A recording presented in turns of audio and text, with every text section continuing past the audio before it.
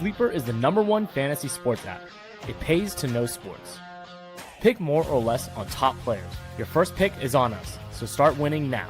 Play in Texas, Georgia, Minnesota, and 27 more states. Pick anytime across all sports, pregame or live. Over 10 million players are already on Sleeper. Make your picks count. Score up to 1,000 times your cash. Join today. Get up to $100 credit using the code FOREVER. Call your shot on Sleeper. Download now. Welcome in, everyone, and it's us again. The Seahawks Syndicate is back. That's Brandon below me. That is Dan to my right, and that is Mookie in the bottom corner being yelled at by Terry Bradshaw. So, gentlemen, how are we? I know, what did he do to make Terry Bradshaw so angry? But, gentlemen, how are we all feeling? You know, it's what, 72 hours or just under, getting ready for this game now. Brandon, I'll start with you. How are you feeling, man? I feel much in the same way of going into the Niner game. I know this is a playoff game and there's some uncertainty there, absolutely, and this game could go either way. But I think what stands out, just in being honest with it and true, is that there's kind of a quiet confidence to what I just feel about us walking into this game. And there's a lot of reasons we're going to pull apart as to why we're getting potentially collectively there. But I just feel it, and I think that that's unusual, where there's times we come into the playoffs so very often. I think many of the teams, this is the way you feel, is that you as a fan look at this team and you know it so clearly. And you also know where you falter. You know where, oh, that's vulnerable there. Wow, that's got a little bit of, maybe we can just, and you start doing that. You capture the magical spirit thing, right? Ride the magical wave. And that can happen. You can see Super Bowls won that way, but more often than not, it is more in the form and shape that we've taken to here through the back half in the season and last week. Mookie, I'll go with you next, man. How are you feeling going into this Sunday's matchup with the Rams for the third, another trilogy, and this team having to basically win the NFC West again? Yeah, this is the third and final time we'll see the Rams, and for whatever reason, I'm not saying super confident. I'm saying I feel a little more calm about this week's game, even though it's a trip to the Super Bowl on the line, as opposed to the game against the 49ers last week, where that favored Seattle more, and yet I was just, it was something was itching at me, like what happens if the moment is too big for them, and then we got to deal with Niners fans all off season. So now that the Niners are out of the question, they're out of the picture, they can go talk about theoreticals all they want for the off season. I'm just hoping that we have a well-played game and that the Seahawks do the damn thing. If they don't do it, I'm very proud of how the season has gone. If they do it, then, folks, I think that the Seahawks are odds on to win the Super Bowl, whether they play Denver or New England. It's no disrespect to New England in particular, knowing Denver's down to Stidham.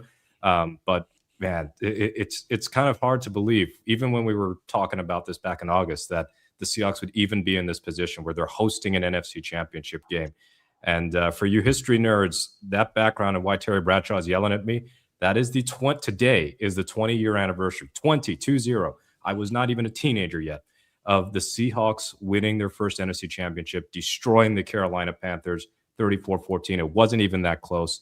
They made their first Super Bowl. So, kids, you want to see great left tackle play? Go watch the end of the first quarter. Walter Jones taking Mike Rucker, very good defensive play for the Carolina Panthers, taking him from the 15 and displacing him to the 1-yard line.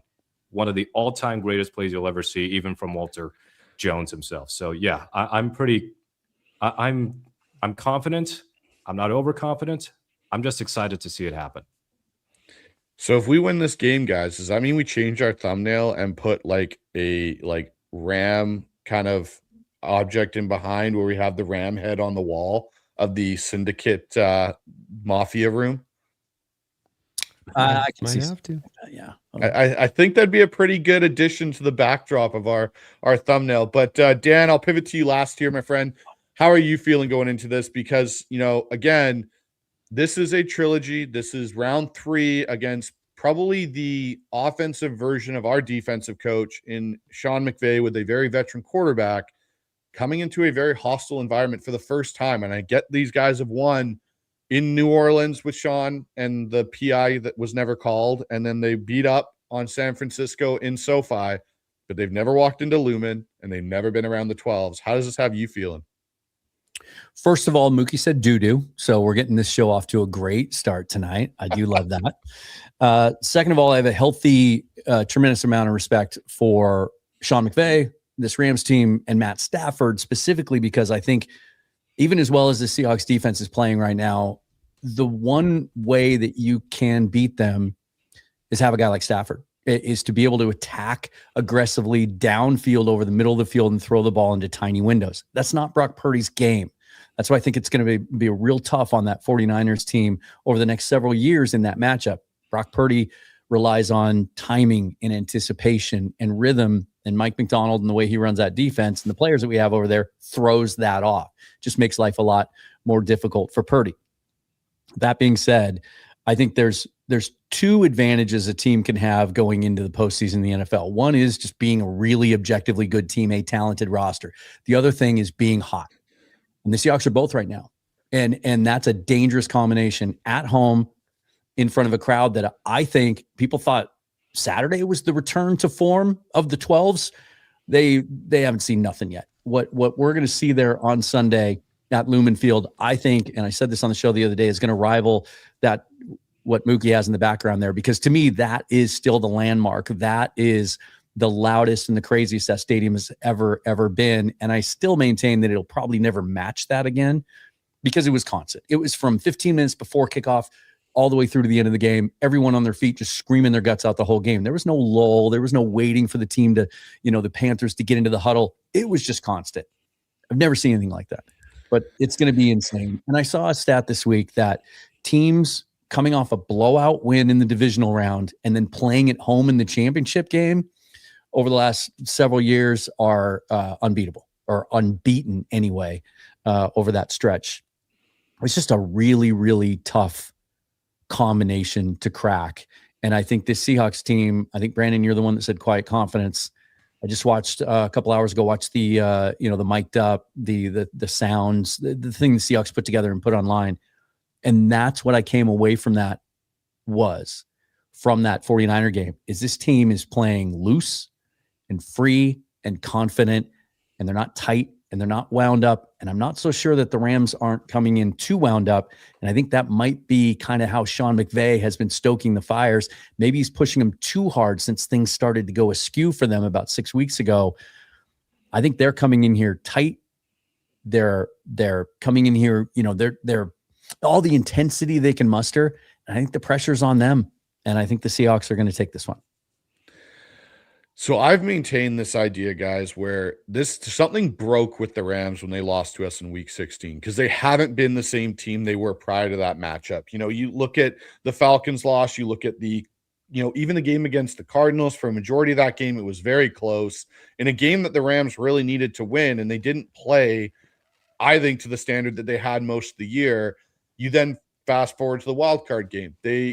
I think a lot of us expected the Rams to go in there and handle business quite easily against a team that they should have beat the brakes off of. It comes down to a 2-minute possession with the Panthers losing their brains a little bit on defense and just going kind of into this prevent and letting Stafford work his way down the field, to last week in a situation where if Ben Johnson kicks 2 field goals, this game isn't even going into overtime and the Rams are now sitting on the couch at home and we're playing Chicago.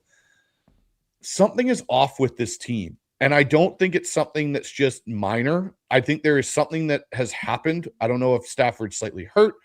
I don't know what it is, but the Rams fans out there, and I know, Brandon, you've got the NFC Roundtable, and we've all talked to different Rams folks throughout the week. There's kind of this confidence that they think that they can just roll in here and do what Matt Stafford and Puka Nacua did in week 16 with their 580 total yards and the 400 passing yards. There's an interesting stat.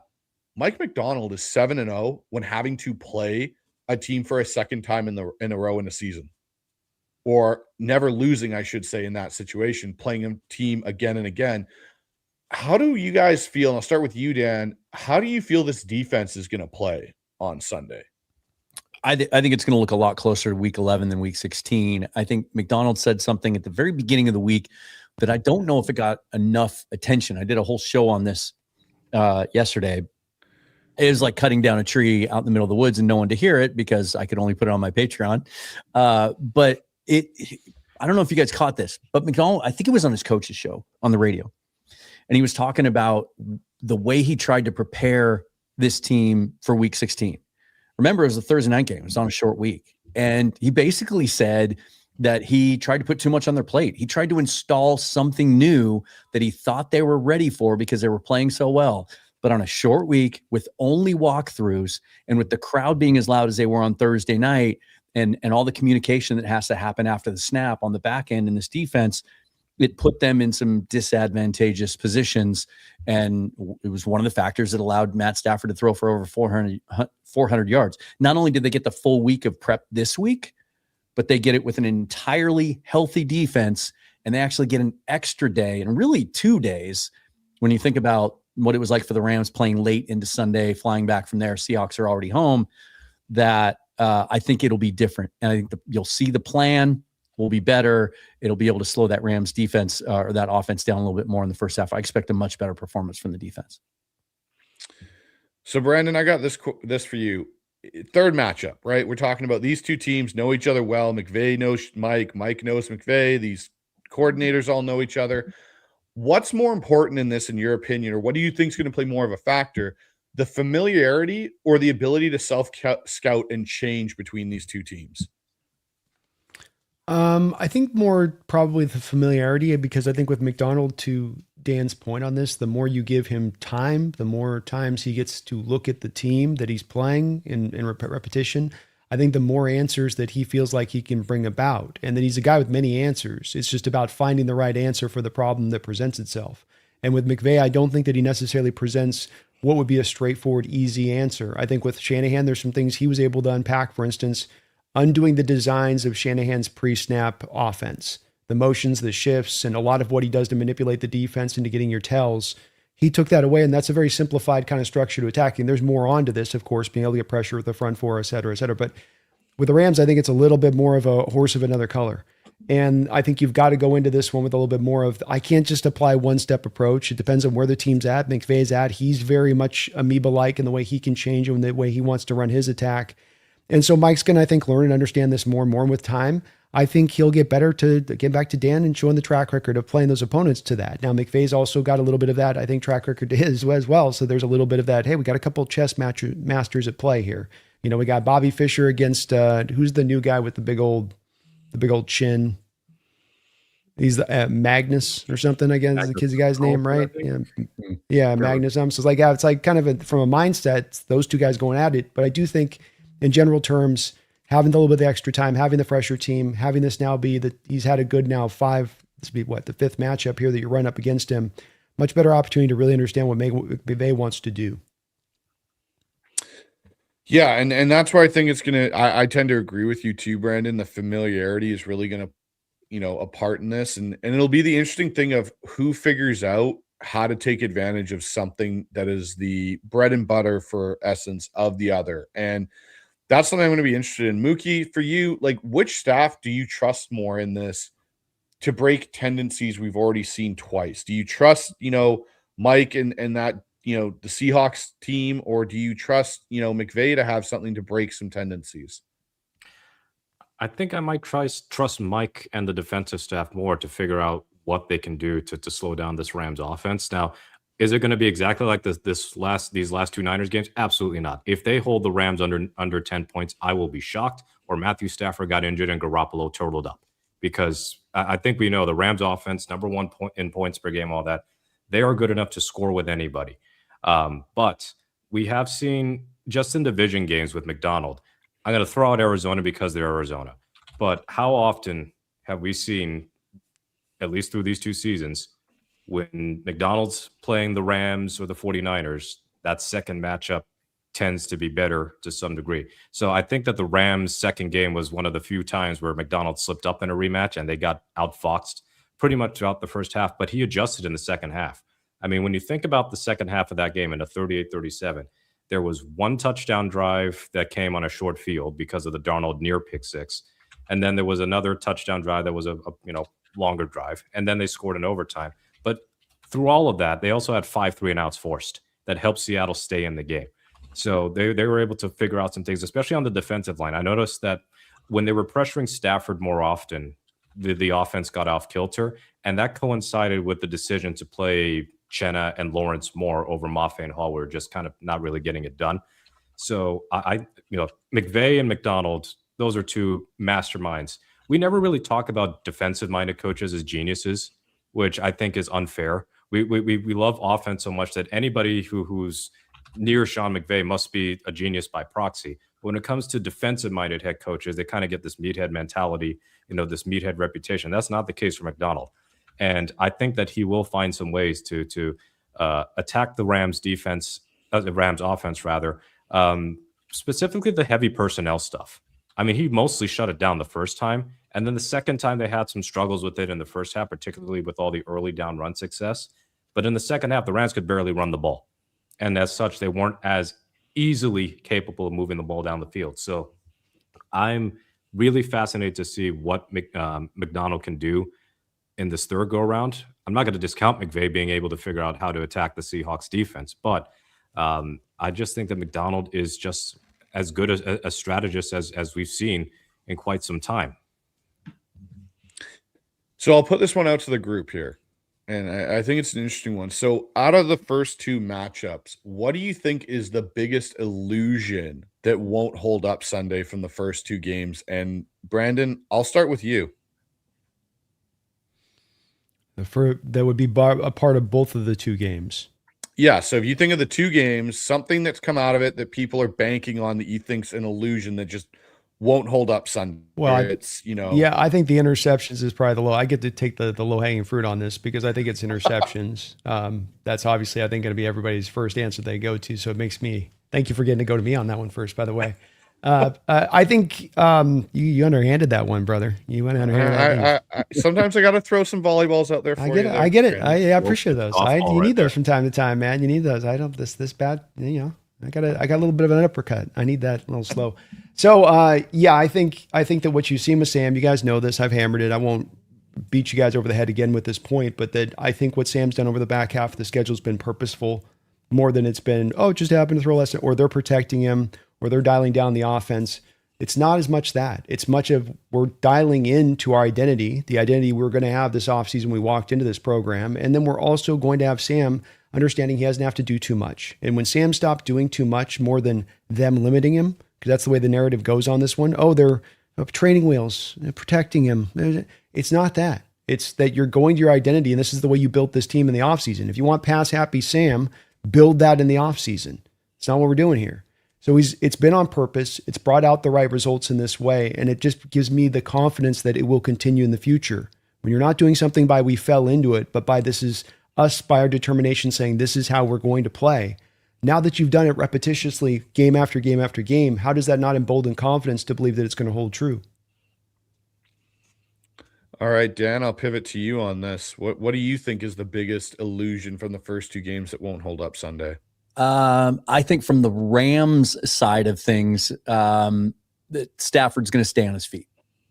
But we haven't got to him in the first two games. Only hit him 7 times, 0 sacks. That just goes against everything that we've seen this defense do all year long. Credit to the Rams for getting the ball out quick and McVay for scheming it up, and they have a solid offensive line. I just don't see that happening again. I think with the crowd noise, the intensity of the moment, the importance of it, and how, as I said earlier, like this is 100% a healthy defense. And we saw how good 100% healthy defense could be against a really good offense just 4 or 5 days ago. I think that becomes a part of this game. Is I think they find a way, McDonald does, especially with the extra prep time, to get to Stafford and get him on the ground. I think it's a big key to this game. And I just don't see them going 3 straight games against the same opponent without getting to the quarterback, especially one as immobile as Stafford. All right, Mookie, the encyclopedia. What for you is the illusion that'll be kind of disproven on Sunday? Well, darn it, Dan took my answer because it was going to be the lack of sacks. And also, they didn't sack him in the first meeting last year. And, of course, he didn't play in the rematch. Garoppolo did. So that means the next time they stack Stafford, yeah, he is way owed. And I think that couple levels. Stafford, so I wrote this article for SBNation.com National, and I noted that turnover regression has been one of the biggest themes of this NFL playoffs. And what I mean by that is regression is naturally looked upon as a negative thing. Sometimes you can get some positive regression. So, for example, the Seahawks, -3 in turnover differential this year. In fact, so was Denver, both -3. What happens in the divisional round? The Broncos forced 5 turnovers off Josh Allen and the Bills, and the Seahawks force 3 turnovers against San Francisco and have 0 turnovers for the second game in a row. In fact, it's the first time that they've had back-to-back games under McDonald without turning the ball over.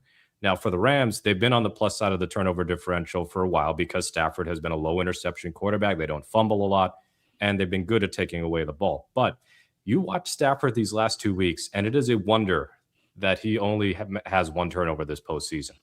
And he should have, I mean, they could have been out if Puka Nacua does not break up that end zone throw that Nick Scott should have picked off in the Panthers game. That could have been a totally different outcome. And even in this Bears game, what happens? He doesn't throw any picks, even though he could have had like 2 or 3. And then he has 2 strip sacks, and the Bears are unable to recover either one of them. In fact, one of them bounced gleefully back into the arms of Stafford. So as it pertains to the Seahawks and Rams, yeah, they haven't pressured Stafford into a sack. They haven't forced any fumbles against him, and they really haven't come close to picking him off either. And this is a team that is really good at taking the ball away. It's not like Denver. Denver's defense somehow best by far in sacks, and they're really bad at turnovers. It's kind of a weird thing that's going on there. But for the Seahawks to only have 1 takeaway off of the Rams, I don't think that's going to hold up this Sunday. I think there are going to be opportunities for the Seahawks to make some game-shifting plays. Stafford, when he's been pressured, or even just when he's not pressured, like the Falcons game, he threw a terrible pick 6 overthrow. And I can just see Kobe Bryant or Julian Love taking advantage of like that center field, ball is overthrown play that gets picked off and sets up Seattle in great field position. So I think that we're going to see some turnovers from this defense. And if we see a strip sack, maybe it can be from DeMarcus Lawrence because he's been always involved in that. Like they have 3 strip sacks all year. 2 of them, DeMarcus Lawrence recovered the fumbles for a touchdown. And another one, he forced a strip sack and even more recovered it. So, yeah, I think we're about to see some evening out of this turnover game over the 2 games. Seattle is not -6 bad over 2 matchups. Quickly, Bryce, on that, to that point, just on Mookie's, I heard a stat since week 12, Matt Stafford, the highest percentage of turnover-worthy plays for the quarterback position since week 12. So just to go in tandem with that. Yeah, we need to activate Quandre Diggs from the practice squad because it seems like he's the only Seahawk. 3 safety looks, Mookie. Picking off any Rams quarterback. He got Goff so many times. He got Stafford a couple of times. So he's the good luck charm in all this as a former teammate of his in Detroit. I got to say this. Yeah. You guys all suck because you all took the great ones, and I'm now left as the host with nothing. But I've got one, and I think it kind of fits, so I'm going to say it anyways. I think the illusion that won't hold up Sunday is that Seattle doesn't know how to use Rashid Shaheed in the passing game. I've got a feeling Shaheed's going to go off in this game. They tried the deep shot versus the Niners. They kind of got him involved in the run game. We've seen that, but I mean in the passing game. I got a feeling this could be a game where we look back and we go, yeah, well, when Rashid went for over 100 yards and a score, on the Rams, that just kind of flipped the game on its head. That's where I think this illusion is, because you think about it. There was the missed opportunity in SoFi where if Darnold puts it out like a foot farther in front of him, he's got a touchdown on that go ball. I don't see the corners for the Rams really being able to run with him all game. I just think it's this illusion that, Seattle doesn't know how to use him. So that's why, I got a feeling that Shaheed could go off in this game and it'd be a total turning point for this offense where it's like, oh crap, we can't handle the fact that we've got to stay in our 2 high. We can't roll anybody down to deal with Walker running through, because if we do, they're just going to launch it over our head to Shaheed. Love it. I love it, man. Especially get him in the base packages with it. Get him in a base, get the safety to come down, and that other safety roll the JSN, isolate Shaheed to one side. It gets really simple for Sam really fast on his read at that point. Well, I think that's a good point. There's just simply no way that Chris Shula is going to be able to run the coverage package that he did week 11 that caused so many problems for Darnold. He can't. He himself has even come out this week, and I know that, sometimes with what coaches say during the week, some of it can be strategic, but it didn't sound like that's what was coming from him. He said what any of the rest of us would say if we were in his position. That running game's on a roll. 4 straight games of 160 plus yards. They ran for 180 against us just a couple of weeks ago. We saw what they did to the Niners. We have to stop the run. And if that means devoting another guy to the line of scrimmage, that's what they're going to have to do, which should only play into what you were talking about, Bryce, and really provide some opportunities for Shaheed or somebody else. And I wonder if the Rams are going to be a little bit more cognizant and wary of the run game of Seattle because their own run defense, while they were great in short yardage last week against the Bears, but outside of that, the Bears were getting some chunk plays on the ground, or at least getting successful rushes. It's just that when it became 3rd and 1 or 4th and 1, Ben Johnson threw out all of the quarterback sneak plays in his playbook and said, let me run very long developing plays to the side where my backup left guard is playing. And it just kind of threw everything out of whack. But they got gashed for 171 by Seattle in the last meeting. There was actually good rushing success for the Seahawks in the first game. They had 130-something yards. Walker had some good explosive plays. And really what hurt Seattle is the fact that they were trailing almost the whole game, so they were throwing it at a ridiculous clip. So the Rams' run defense has sputtered a bit from the second Seahawks game to the Falcons game especially, and how badly Bijan Robinson was tearing them apart. He had, a 95-yard touchdown run.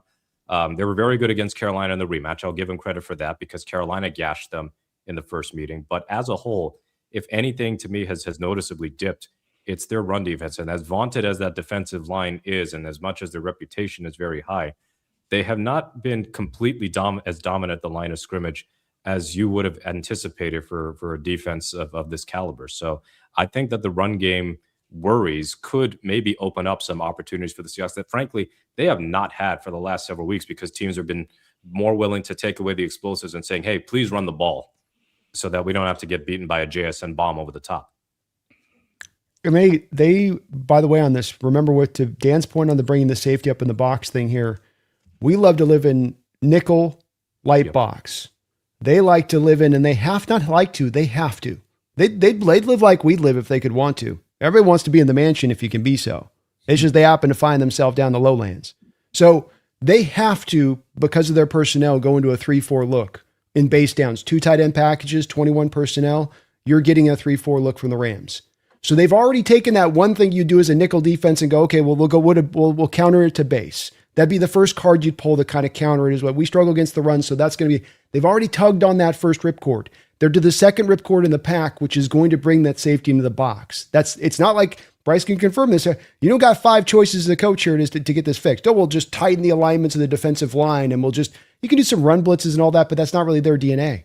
So then bringing down the safety becomes the draw they have to do, and not because they want to do it, not because they're great at doing that, not because they got Cam Chancellor reborn, but because they have to do it.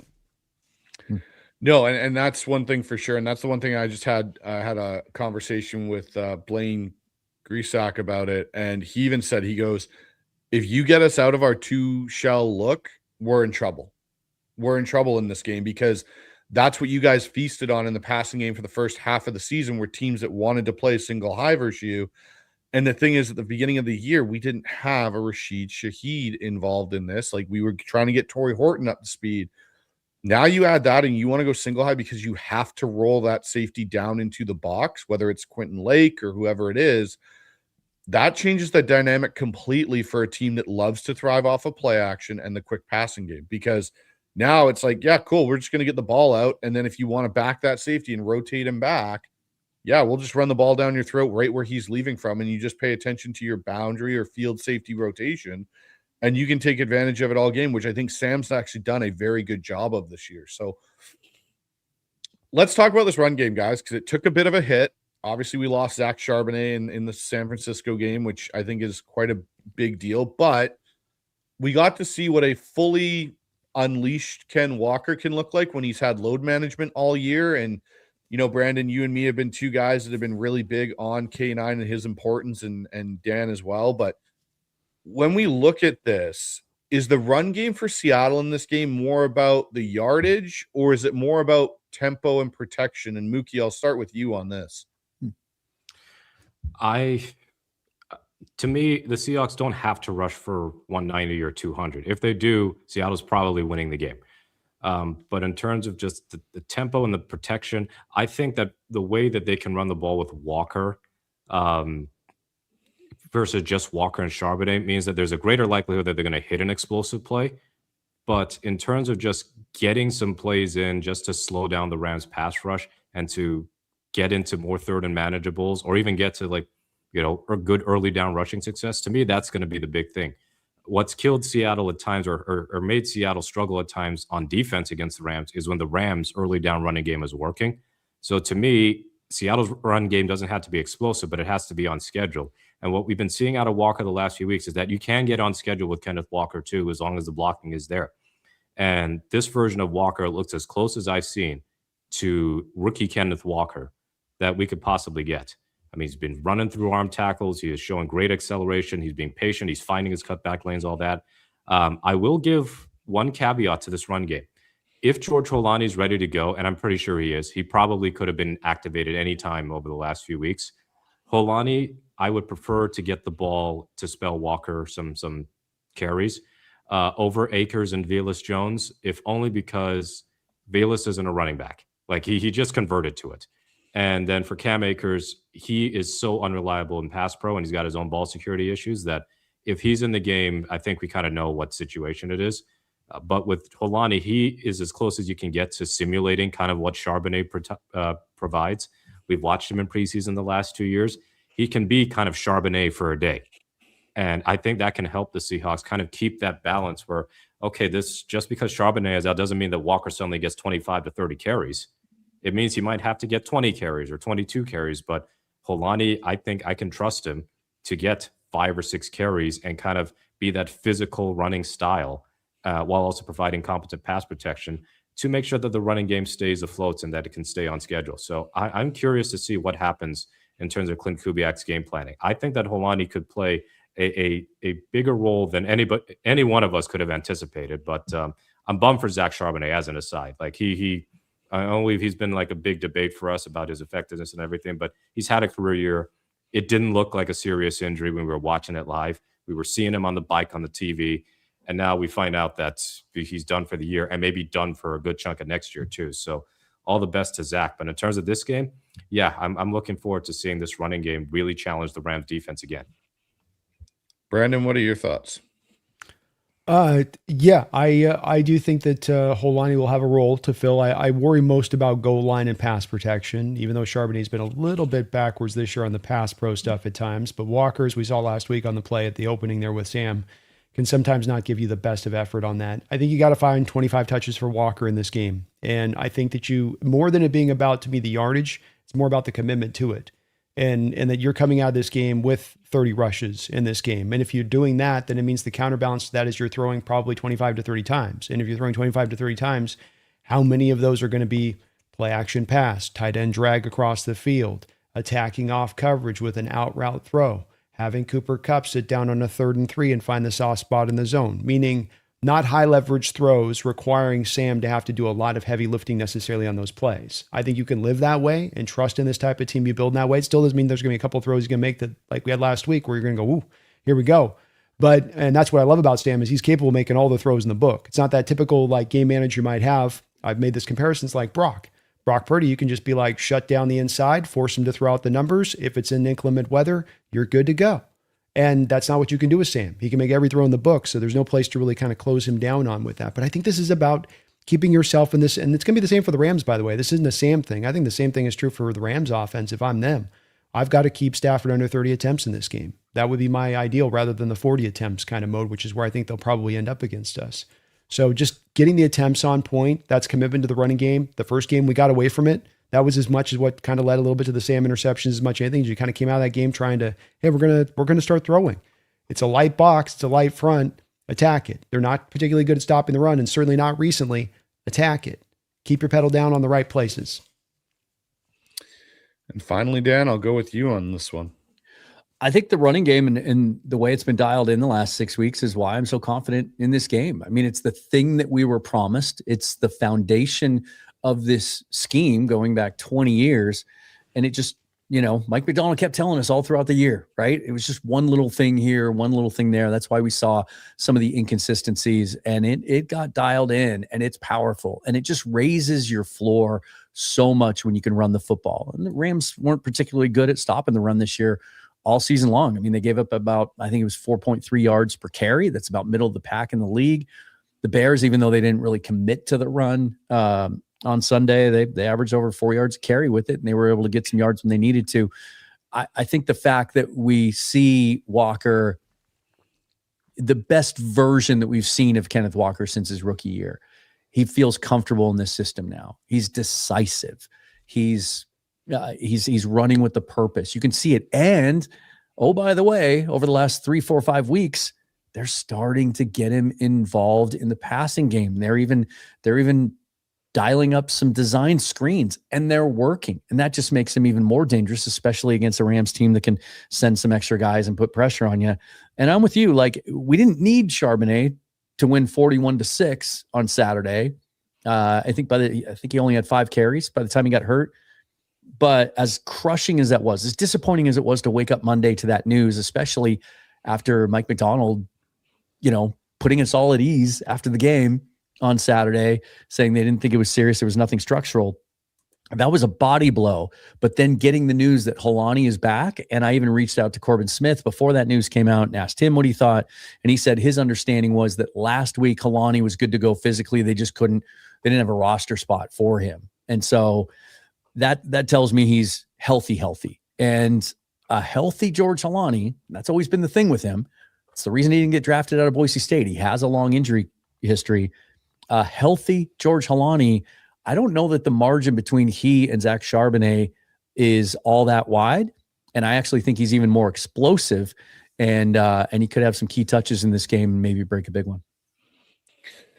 Yeah, the Helani aspect of this kind of, at least I would say, lessens the blow. Doesn't take away the blow, but lessens it enough. And it'll be interesting if he wasn't playing this week. Yeah, I would as well. And for me, I think we see Cam Akers as the probably the third running back, I would say, just because, to your point, Mookie, like, Jones is just getting to that spot, right? Like, he's there, and Derek Young can return kicks along Shaheed if you needed him to. And so I would expect it to be Cam Akers this week. It'll be interesting. But in regards to this running game, is there a yards per carry average for Seattle in this game that they kind of need to get to make this an effective running game? Is it 4 yards? Is it 3.5? Like, where do you think that secret number is where, and I know, Brandon, you and me have talked about, just stay out of the negative, stay out of the minus runs, try and stay ahead of those chains. Is there a number for you on those early downs that you're looking to, where, like, Seattle on early downs needs to try and average this on their run plays? And Dan, I'll start with you. I don't really look at it from a yards per carry average. It's number of touches, right? If you've got to get, what have they been during this stretch last six weeks? It's about 30 touches from running backs, right? Total. And so, maybe in this game you lean heavier on Walker. Maybe he gets it 25 times, and then you find 5 touches for either Akers or Helani. And it'll be interesting to see, to your point, Bryce, what they do in the red zone, because Helani was starting to get some of those reps before he got hurt in the red zone as a secondary option. And I'm not so sure that Cam Akers won't this week. That dude runs really hard. He's a hammer when he's feeling good. Wouldn't surprise me if maybe he gets a little bit of play there too, just because he's been at it with him while Helani's been on injured reserve. But no, that's it's number of touches. I think just stay consistent with it, even if it's not there, even if the Rams devote extra bodies and it works and it slows them down and we don't get the chunk plays that we've had the last couple of weeks. Or even, in the first matchup when Walker was 11 for 100 and had some big key runs and a big screen pass there. I think it's just number of touches. If you stay consistent with the run game, even if they average 3 yards a carry, I think at the end of the game, we look back in the box score, they have 25, 30 touches from running backs. They probably come out on top. Brandon, what about yourself? Remind me to get back on the question with it, where we're sorry, I lost my train of thought. Just like, is there a certain number of touches versus yards per carry on the early downs Seattle kind of needs to obtain, kind of a thing? It's not really. It's more of just I think, commitment to it, as much as with Kubiak at times this year. I think he's got that odd predilection. I think Sean McVay is one of the worst of this. He's got a horrible problem with this, where he just can't stay with a run, and they feel like they have to leave the pass even as it's working. Well, I've got to do something countering this. And it's like, no, make them stop the thing that's going well. And I think any kind of positive yards on first down are going to be good yards, because it's setting you into the down distance with Kubiak, where he has the full complement of his playbook into second and then likely into third down, because you keep getting a couple of yards every time. You're getting yourself into the 3rd and 3s. Just changes everything from how the Rams run at you. You get in a 3rd and 8, 3rd and 9, here come the stunts, here come the loops, and then, is Sam going to react well to that? Is your offensive line going to pick that up? Is he going to trust his line at that point or get a bit jumpy in that? Versus when you're in the 3rd and 3 and they've got hey, there's still a threat of running the ball here. Now I've got to dial that back. So it's really the key here is that you are finding a way, even when it's predictable at times, of running the ball on early downs, even when it's like, well, they're expecting it. And fight against that urge. If I'm Kubiak, I'd go, well, just because they expected, now I don't do it. There's times this year with the Rams where they've brought those guys down there to stop the run, and they've had plenty of bodies and extra bodies down there, and big runs have been popped. Like I think the 92-yarder by Bijan was not a situation where they had a bunch of guys back in coverage. They had everybody down the line of scrimmage, so you can pop a big run on them even when they get those bodies down there. It doesn't have to necessarily instantaneously mean check your helmet and go to the pass play. And Mookie, I'll finish with you on this one. Yeah, so as far as yards per carry, I'm not worried about that as much as I'm worried about success rate. So for success rate, it's usually described as, say, getting 40% of the yards needed on first down, and then I think 60-something% on second down, and then 100% on third and fourth down. The Seahawks are really bad at that for most of the season. But since the Rams rematch to now, they've been in the top 10. And I think that if they keep with their average, let's say about 45% of their runs are successful, keeping in mind that this is all encompassing, so it would include like garbage time. Like Velus Jones, unfortunately, kind of hurt the success rate by getting all these carries that had no chance of doing anything at the end of the 49ers game. But the point is, if you are not taking losses, in other words, 1st and 10 becoming 2nd and 11, or you run on 2nd and 10 and it becomes 3rd and 8, then I think you're in pretty good shape. And that's what I think is key for Seattle, is if the run game is good enough to justify continuing to run, then I think you're living large. And I believe that the Seahawks run game, based on how they've looked the last several weeks, has found something. And we've been having these like false dawns, right? It looked like that Cardinals game, the second one, that is. It looked like, did they find a running game? There was that one drive where they literally ran the ball 100% of the time, kicked a field goal, and it was like 41-15 or something like that. And that felt like the dawn of the Seahawks rushing attack. And it coincided with Sundell getting hurt. Well, Sundell is back, and the running game is going well. Eric Saubert's return, I think, has been big. And Robbie Oots is looking more like a fullback who's getting comfortable in his essentially a new role. Now, with that said, Oots is a little bit iffy with that neck injury, which I think put him on IR already. So him being limited twice, I'll be paying attention to that. But it seems like Kubiak and the coaching staff have figured out a way to get this running game to be more consistent. And it isn't even just the running backs. We're also seeing Rashid Shaheed get the odd carry, and it can turn into an explosive play. It's crazy. Yeah. It's been working. Like there's only been like 1 or 2 plays that have just been completely blown up. So yes, this running game, which we've been dying to see improve for years now, looks like it is finally hitting its stride. And I think that it's going to continue this weekend. Yeah, the thing with Oots is I saw the play. It looked like he got a really bad stinger because he kind of walked off the field and his arm was hanging like just kind of there. And so it was, again, you saw him on the sideline. Hopefully he's okay, but I think that's what he ended up with. I'm kind of with you guys in this. Like, the biggest thing for me is Seattle has to stay out of 3rd and long. So you just need to have positive run success early on in this game. And to your point, Brandon, like if the Rams are being affected by it enough, and Shula's counter is to roll down that safety into the box, you're one basically small crease away with a canine of ripping that and just you're gone down the sideline. We've seen him do it to the Chargers. We've seen him do it to other teams.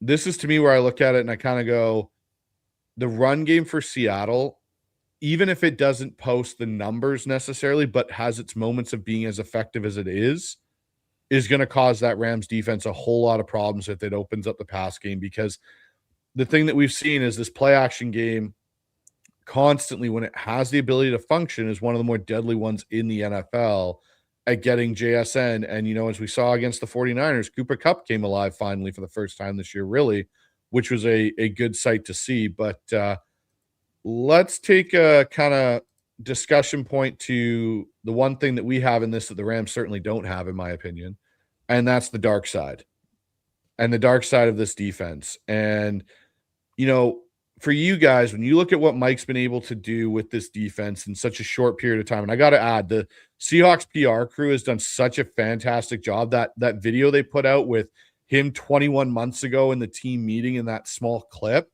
that gave me goosebumps watching that video. It was something different. But, you know, do you guys think in this case from Seattle's defense, do they win this game by the pressure factor, Mike doing his disguises and what he likes to do, or is it simply going to be based off of the coverage discipline? And Brandon, I'll start with you.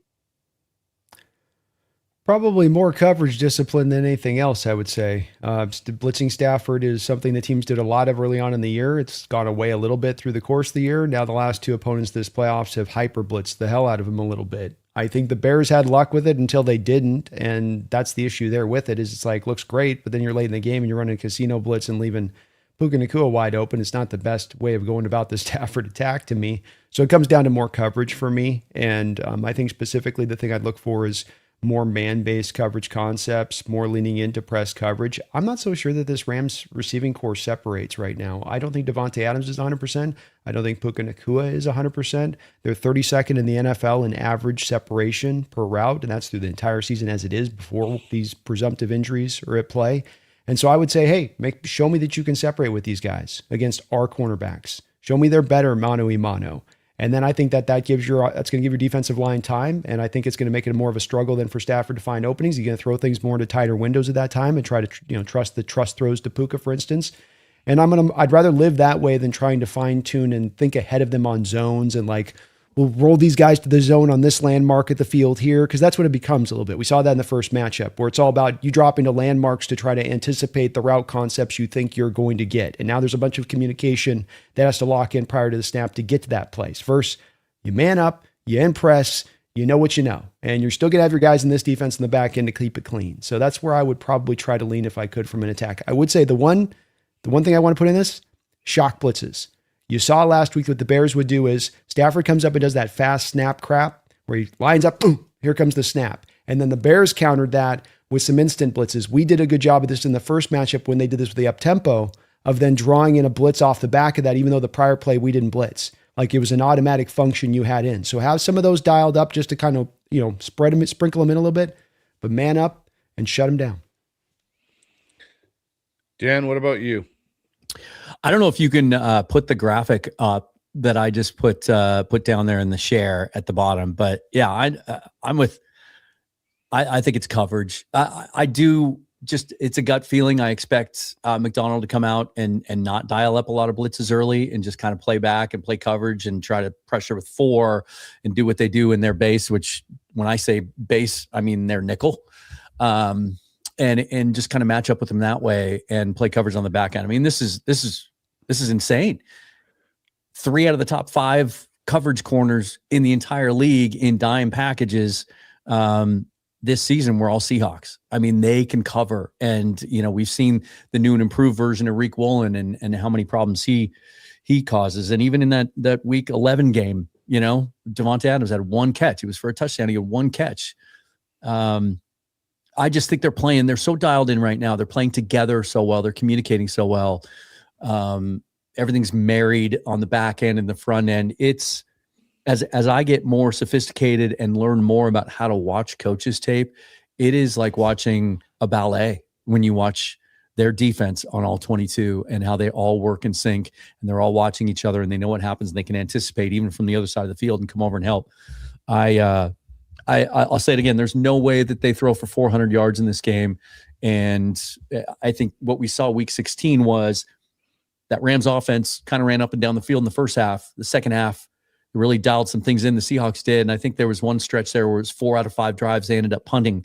I think it's going to be a little bit more evenly dispersed throughout the game. I think they're going to punt the ball a couple times in the first half. That's what I'm trying to say. I just think the defense is going to be more consistently successful in this game than they were week 16. All right, Mookie, I'm going to go to you because I'm going to give the coaching perspective on what terrifies me more. So I will let you go next with your thoughts on this. Yeah, I think that the coverage is going to be, to me, the more important aspects of this because Stafford, even though we've been seeing him get pressured a fair bit more lately. He still can deliver some great throws that you just got to do. You got to tip your cap, golf clap, do whatever, because he's just that kind of quarterback. And there could be as much pressure as you could possibly give, and he'll just find a way to hit an open target or fit it in a tight window, as Brandon has alluded to. That's kind of the difference between Stafford and Brock Purdy, where Purdy kind of needs a lot of things to happen for him to function more consistently, whereas Stafford is not in that same spot. Not to say that Stafford likes pressure, it's just that in pressure situations, Stafford is more capable of delivering a big moment than Purdy. But what we saw in the second game, way too many coverage busts, which may go right in line with what McDonald alluded to as far as kind of just putting too much into their heads. Because it's one thing if Puka's beating you for 200-something yards. It's another thing when like Terrence Ferguson, Davis Allen, Jordan Whittington, and Xavier Smith are getting wide open on your defense too. And that was happening quite a bit in that previous match. So if Puka was doing a lot of damage, and he's an elite receiver, but when the others, especially when Devontae Adams isn't even playing, are finding ways to get open on your secondary, and there's some miscommunications between the safeties or the linebackers, like Drake Thomas, I'm pretty sure had a couple of issues. Niki Minwari was certainly picked on at times in the second Rams game.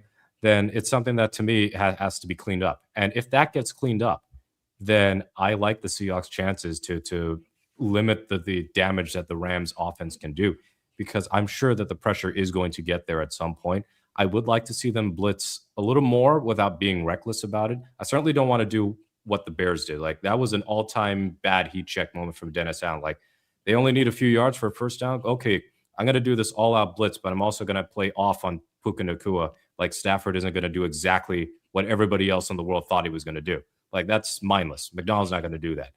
But I would like to see some more sim pressures, a little bit more blitzing. I'd like to see some backside, blindside pressures on Stafford as well, and see how that goes. But yes, I think that the coverage is going to be huge. And if they play more man, I'm supportive of it. Just like I was with the San Francisco game. The second San Francisco game, they played above their season average in terms of man coverage, because I knew with Pearsall out, no reason to respect these other dudes. Pearsall played, and it still didn't matter in the rematch.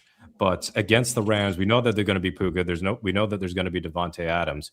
This is not prime Devontae Adams. As much as he's been loading up on the receiving touchdowns, in terms of actual week-to-week productivity, this is not the same guy that he was in Green Bay. With Nacua, he will eat up just about any zone defense, but one-on-one, he doesn't have that kind of wow speed to separate consistently. And I would hope that McDonald puts Woolen on Puka more than we saw in the last meeting, where I felt that Joe was in coverage with him way too much. So yes, the coverage adjustments, I think, are going to be the one big thing to watch here. So from a coaching perspective, I can scheme up plays to deal with pressure. I can teach quarterbacks how to find cues in disguise. It's hard to teach quarterbacks to throw against really good coverage, because you can throw a guy open all you want, but if you're dealing with 3 to 4 to 5 guys in the secondary that can play well together, that understand what their strengths are, and you don't have things in your receiving core that take advantage of where their strengths are or their weaknesses, I should say, it makes it really hard. And in this situation with, Job and Witherspoon and, Reek, you don't have Tutu Atwell is not going to burn by Reek Woolen. It's just not going to happen. The size there, everything. It's not something where you're looking at that going, yeah, I've got a guy that's comparable and can do that. Like T.O. or Randy Moss is not walking out with the Rams tomorrow to really pose a challenge. The Rams are going to struggle getting separation, especially downfield. And when you have good coverage, it kind of rolls back to the pressure, because if Stafford's got to hold that ball that second longer, it allows our guys to get home. And the other thing that tight coverage does to a quarterback is it tries to make you be perfect. Instead of playing a little bit freer, throwing that ball out there that second earlier for anticipation, you hold it till you see it. And that's where sometimes you can get some of these quarterbacks that are guys that do throw with good anticipation, that do go and throw, on time and in rhythm, where they go, it's getting knocked down all the time. Okay, you know what? I'm going to hang on to it second till that, Nacua puts some separation between him and Spoon. And those are some of the areas where I agree with you guys. The coverage aspect is the biggest part. If our guys can lock up, play man, and just frustrate the Rams' timing and the receiving, it's going to make Stafford hang on to the ball longer. And it's not something an OC or a play caller can be like, yeah, I'm going to this. Like, you can try and run rub concepts. You can try and do layers to things, but it's all about that rhythm, that 1, 2, 3, my foot's in the ground and that ball's coming out. Or here's my progression. But if they're not getting away in the progression, and you know what the Rams like to do, they love to run their deep ins and their basic or over routes over top that gain depth as they go across the field. But when you're trying to run that against Reek Wolin, and he has a history of undercutting those, it makes you hesitate as a quarterback. It really does. And that's, to me, where I look at it and I go, yeah, the coverage aspect and whole thing is going to be the biggest part for Seattle.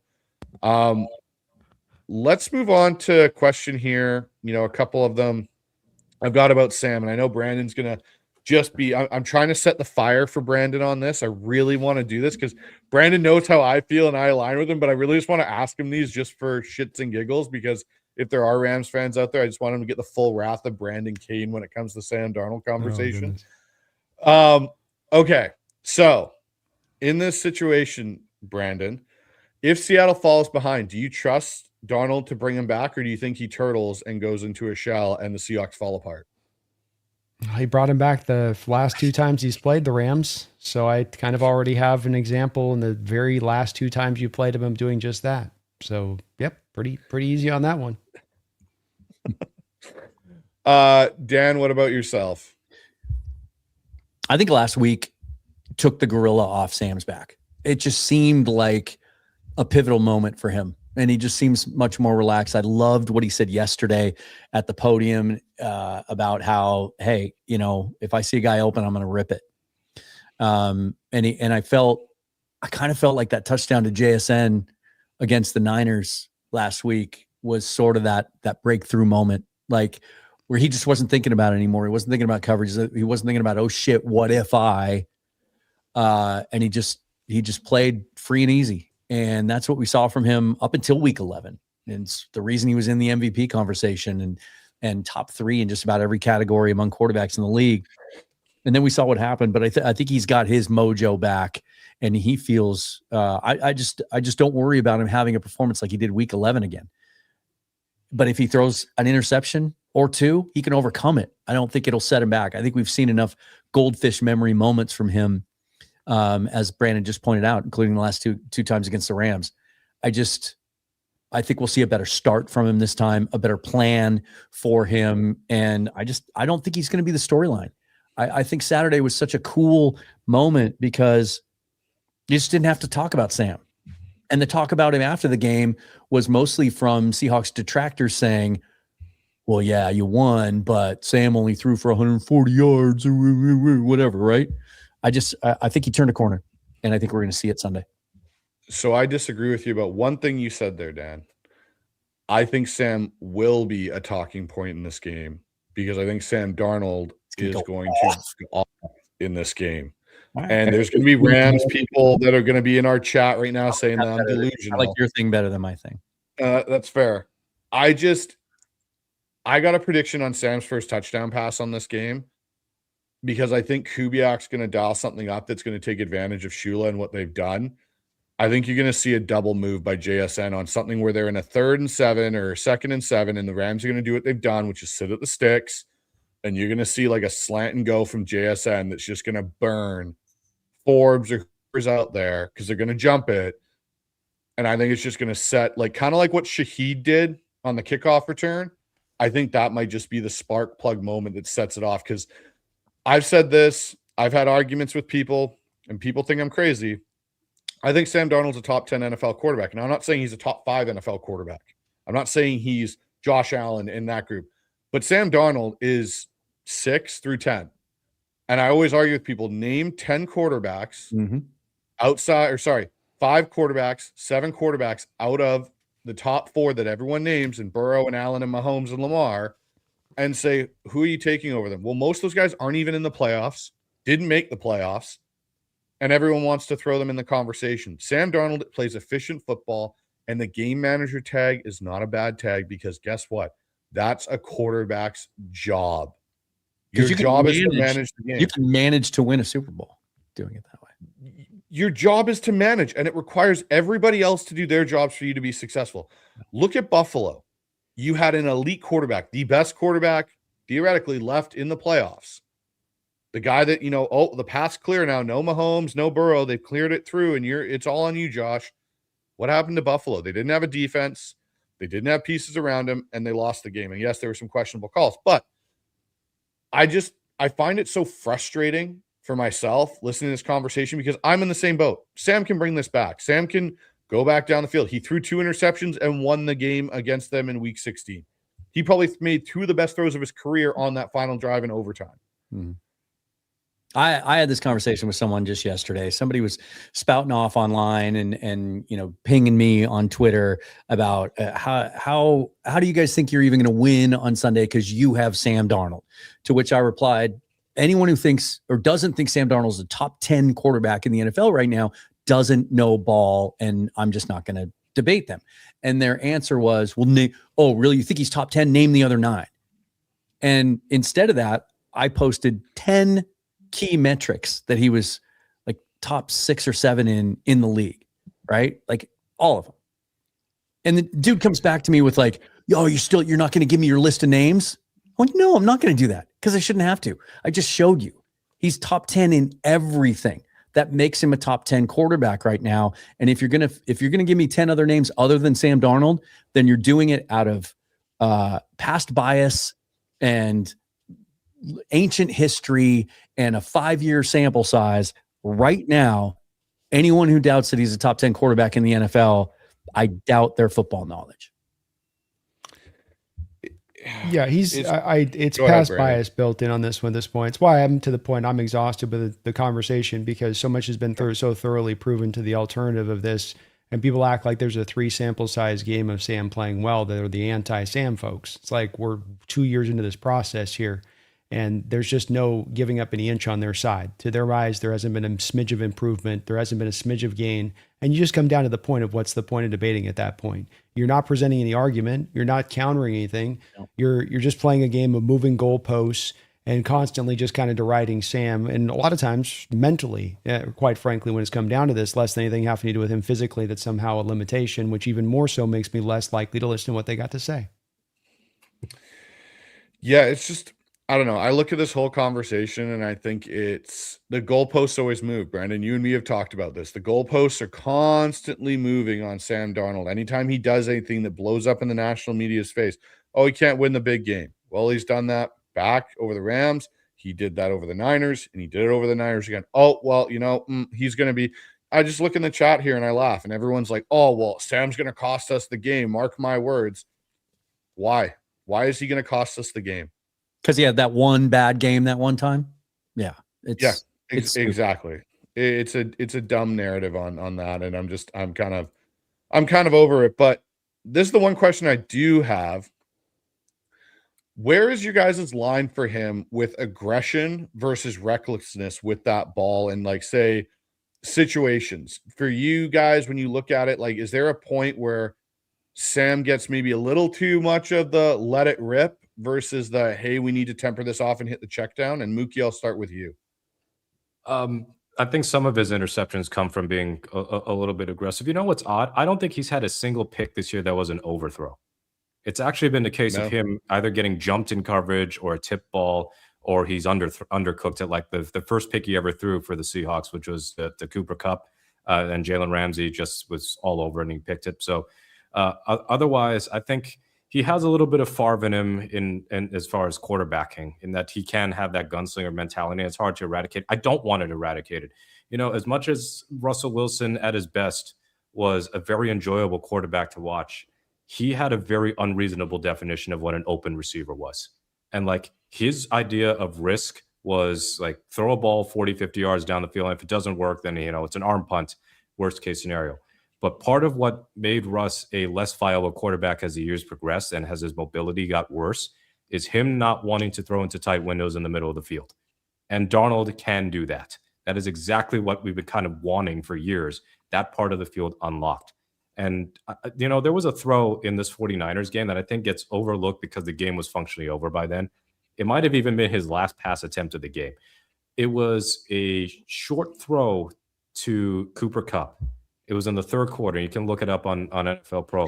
Is it when he ran the over route, Mookie, behind JSN and he ripped it into that tight window? And Lenore, I think, yes, was about to get a hand on that.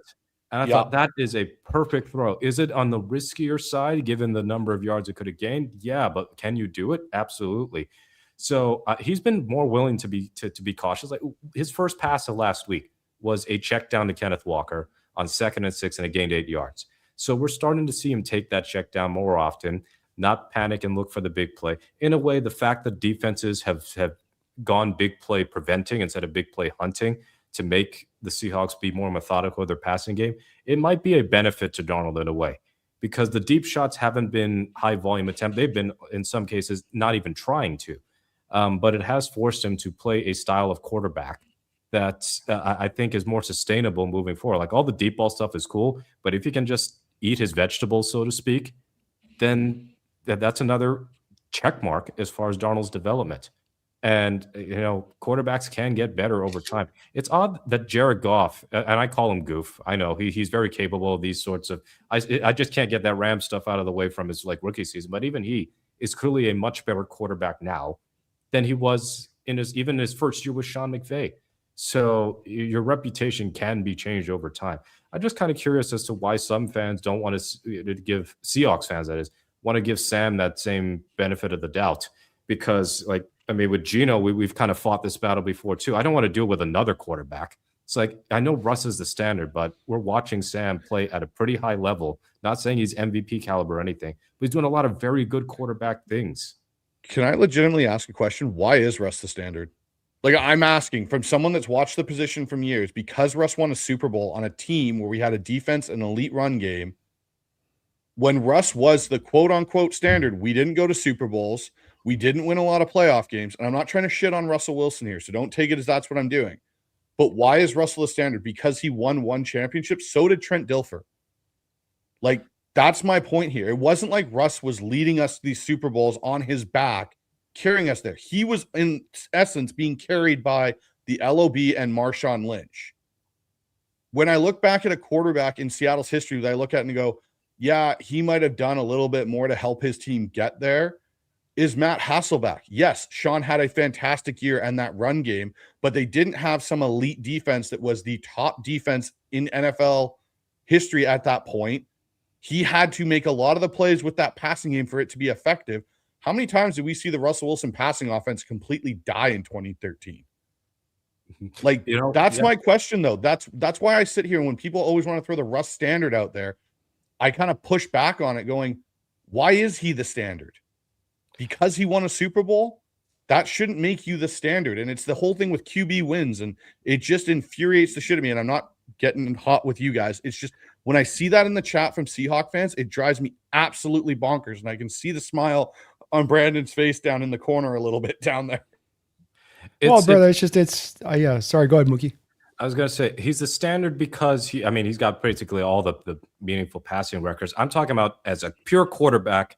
There are some issues with Russ that we grew tired of over time. It's the fact that he was such a dynamic dual threat guy. But as his mobility started to go, and it was more of, you got to be quarterback first and scrambler and read option guy second, that's when things started to steadily erode. Like, he was great in 2018, 2019 on worse teams. But once 2020 hit and everybody kind of figured out how to, at least the good teams, figured out how to limit Wilson, we saw that those flaws that were kind of even there back in 2012 and 2013 completely unraveled, and it accelerated his decline. Now, in terms of a pure passer, like regular quarterback things, pure drop back passing situations where you have to play on time, on schedule, he probably isn't the standard for Seahawks football, because Hasselbeck didn't have that mobility, but he absolutely knew how to play on time in Mike Holmgren's West Coast offense. If Russell Wilson played in Mike Holmgren's offense, Holmgren would have pulled all his hair out by the sixth game. But with Hasselbeck, he knew eventually, as he got better, set, read, and fire. And maybe that's what we're kind of getting with Darnold. And why I find Darnold enjoyable to watch this year is how on time the offense looks when it's going well, where Darnold doesn't have to improvise as much. And he also isn't setting his own fires. Wilson made some amazing plays, and some of it was also his own doing. and he's getting himself out of his hole. But yeah, the quarterback discourse is kind of boring at this point. Like, I don't care if Sam Darnold it doesn't reach the standard like 3 years from now. Like, I want to worry about now. Is he good enough to win a Super Bowl now? I think he is. And as far as getting to a Super Bowl, it's like, oh yeah, I'm not going to lie. Stafford is clearly a better quarterback than Sam, just on body work and everything else. But you know what? The Seahawks have a better team than the Rams. In the same way that the 49ers play the Packers in the NFC Championship game a few years ago, and Jimmy Garoppolo throws like 8 passes the entire game. Was he a better quarterback than Aaron Rodgers? Absolutely not. So Sam works for this team. And as far as I'm concerned, he's going to be the guy for the next couple of years at the very least. And I think fans just want the shiny new toy in the box. And that to me, that's kind of the biggest thing, is that we've gone so long since the Russ days of, hey, we found this guy in the draft. We wanted to be a quarterback for the next decade or so. Well, that's one way, and it's the most common way, but it is not the only way to build a contender. All right, guys, now that I seemingly have stirred up a whole bunch of stuff in the chat with my fiery take there and such, let's get into the chat and the Q&A here, because we've got a whole bunch of super chats to get to, and there's over 1,200 people watching the show, so thank you all for watching the show tonight. Appreciate it. Let's start with Peter here, and I'm going to change the screen so we don't lose Brandon's beautiful face down there, unfortunately. It's a little cut off, Brandon. I apologize. But Peter Go Hawks comes in with a $5 donation, goes, Brando, you missed my last one on the BNB show. When Rams lose 38-10, does Stafford retires next year, do you think they move up to draft Mendoza? No. I think the Raiders are going to be dead set on taking Mendoza first off. I think there's also teams like the Browns that'd be more than willing to throw more assets than what the Rams could offer to trade up, because they've got multiple first-round picks as well. So they would get superseded in that. I think Burrow would be the guy that they would take a run at. Him, or I think Burrow would be the guy that they'd run at. I think they'd throw, hey, Bengals, what'll take? Here's 2 first-round picks this year, a first-round pick next year, and we'll throw in a franchise-tagged Byron Young that you have to pay. What do you say? And I think that they would potentially bite the Bengals this offseason. That's fair. I think I just Mendoza doesn't seem to fit, I think, what McVay wants in a way either. I think he's a little too RPO based, and I have my own scouting report on Mendoza, but I think the Burrow thing makes a lot more sense in a lot of ways. We got Sorry, Mr. Dono too, man. My bad on that.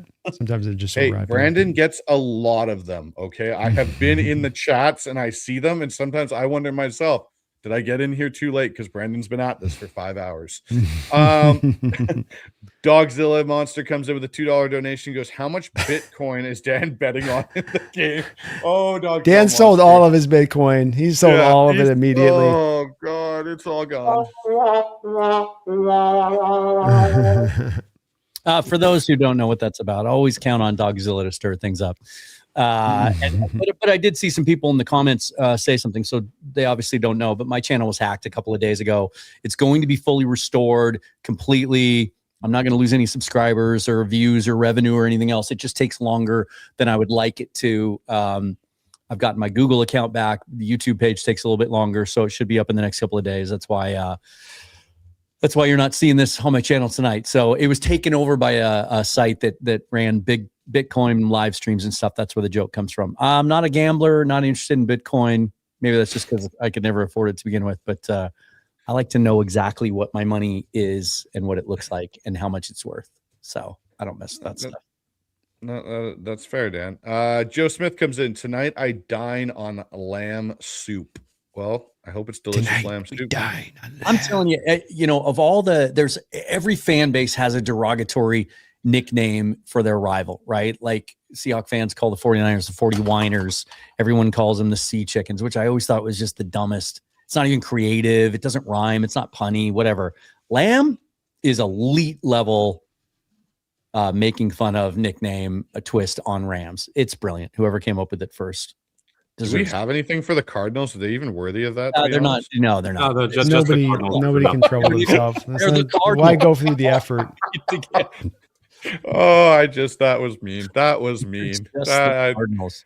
I'm going to get a bunch of Cardinal hate now, which I'm okay with. But a bunch of Cardinal hate. How many fans do you think Arizona has?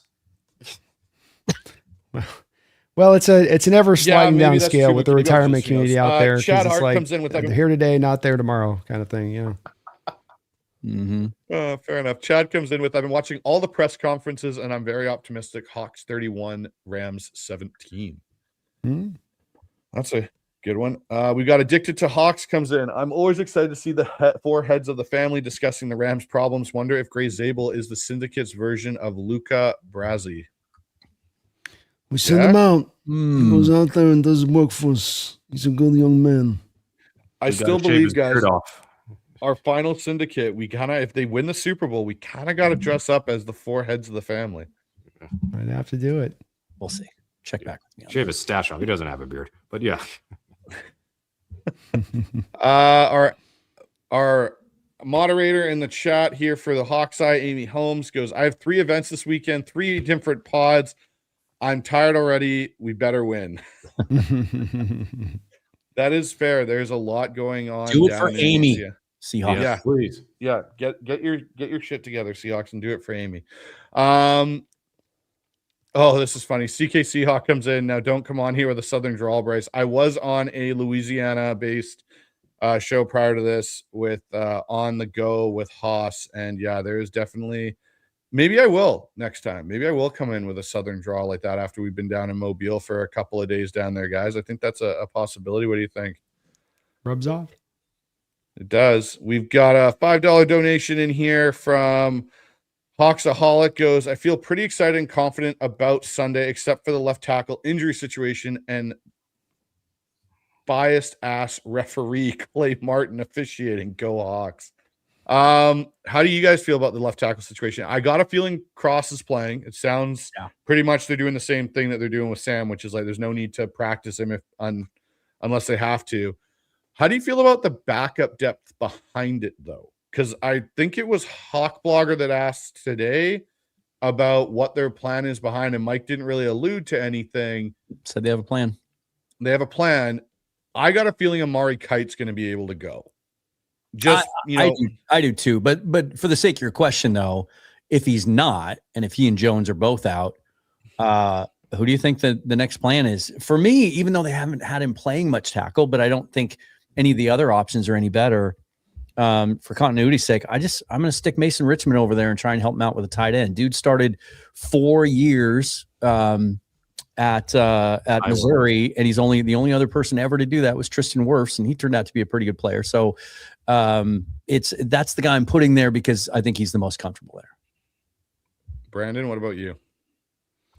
Yeah, I'm pretty open. I think that there's a little bit of much ado about nothing when it all gets said and done. It's a little bit like the Sam Darnold oblique thing. It's a great story, but this is going to come down to game time and not really matter that much. I don't think we're going to come out of this game going, we got decimated at our left tackle position, and that's how we lost this game. The one thing I don't think we'll see, there's a lot of talk about, well, Gray Zabel played left tackle for a year. Jalen Sundell played left tackle for a year. No, because now you're robbing from 2 spots, right? You just stick someone else in there, even if it's hey, maybe it's Logan Brown. Like he played right tackle at Kansas. He didn't play left tackle for them. That was Bryce Cable do, I've got that wrong.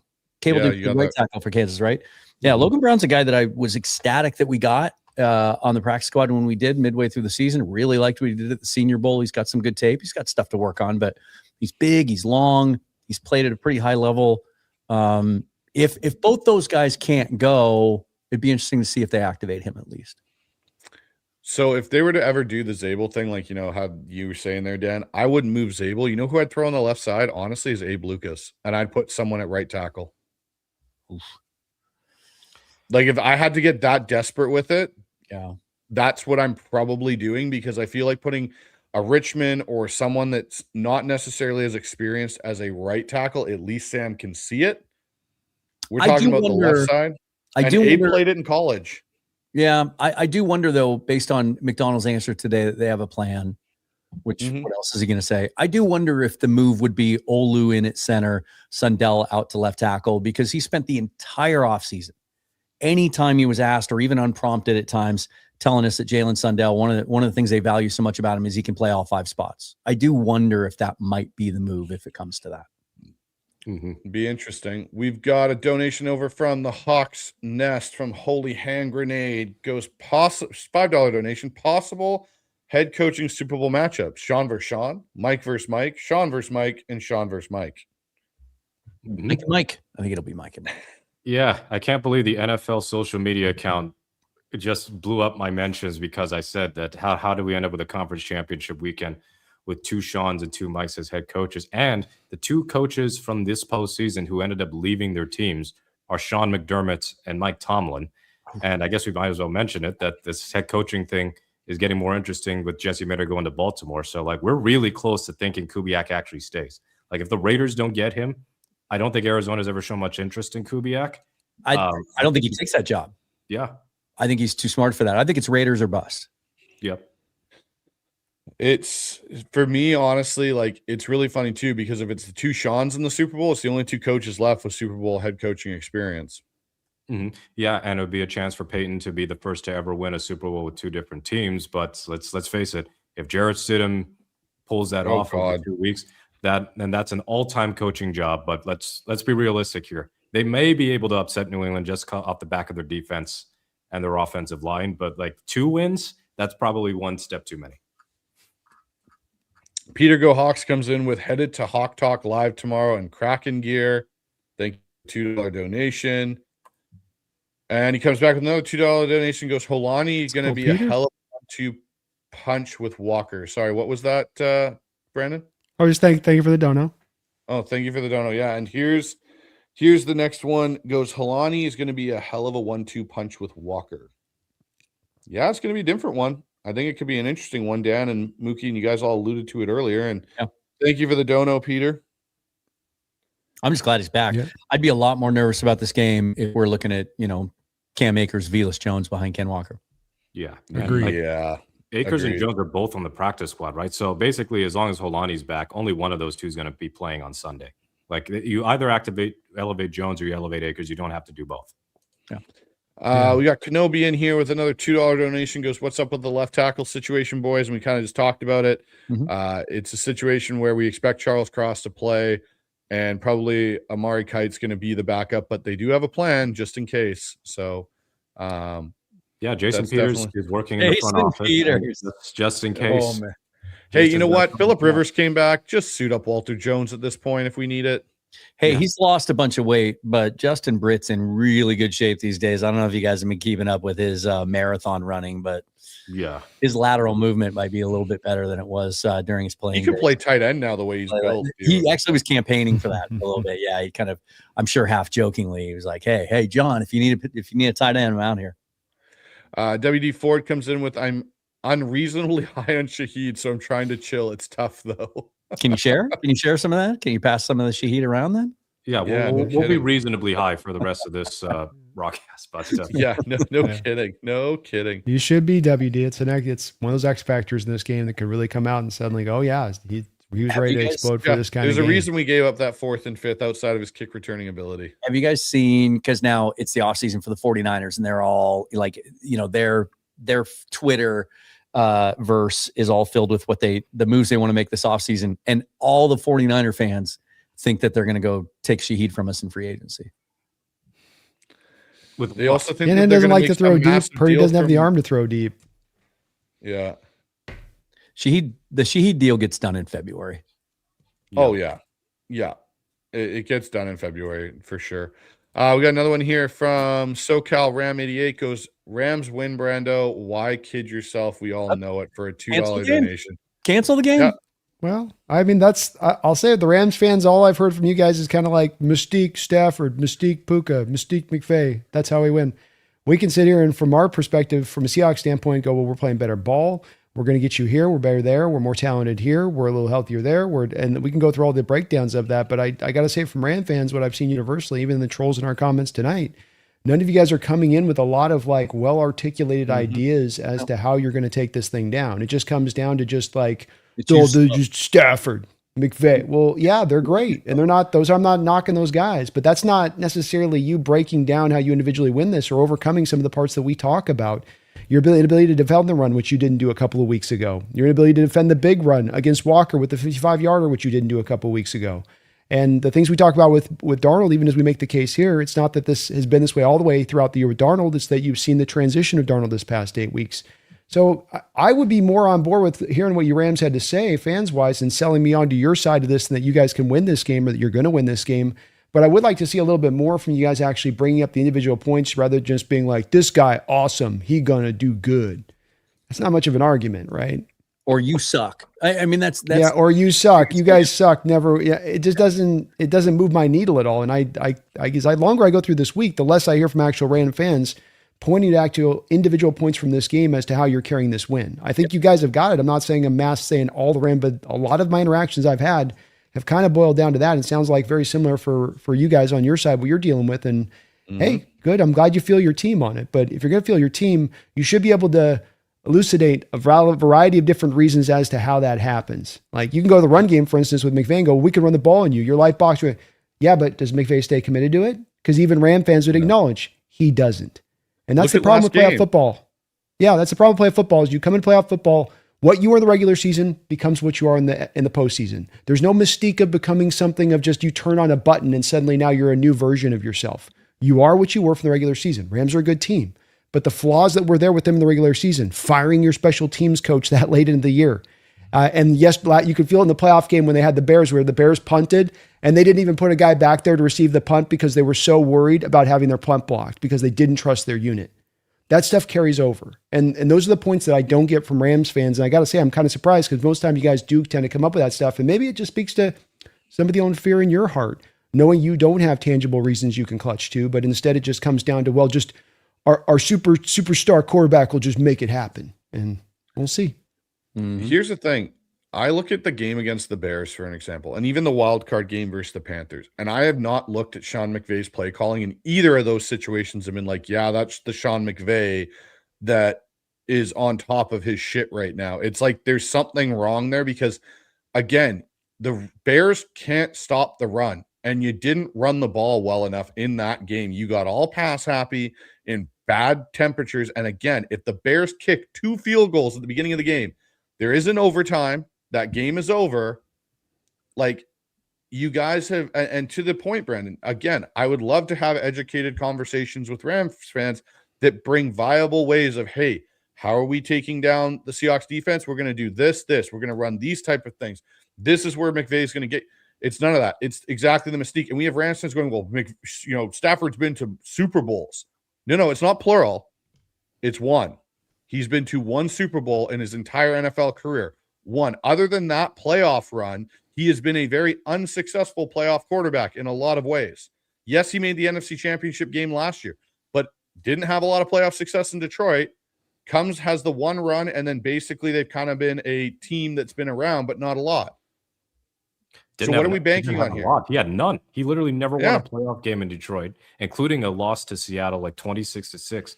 And then, basically, his Hall of Fame, the push for him to be in the Hall of Fame. At this point, I'm not going to downplay it. Like, if he wins MVP, which is looking pretty likely, and they win the Super Bowl, full credit to him. That probably nails on Hall of Fame status for him.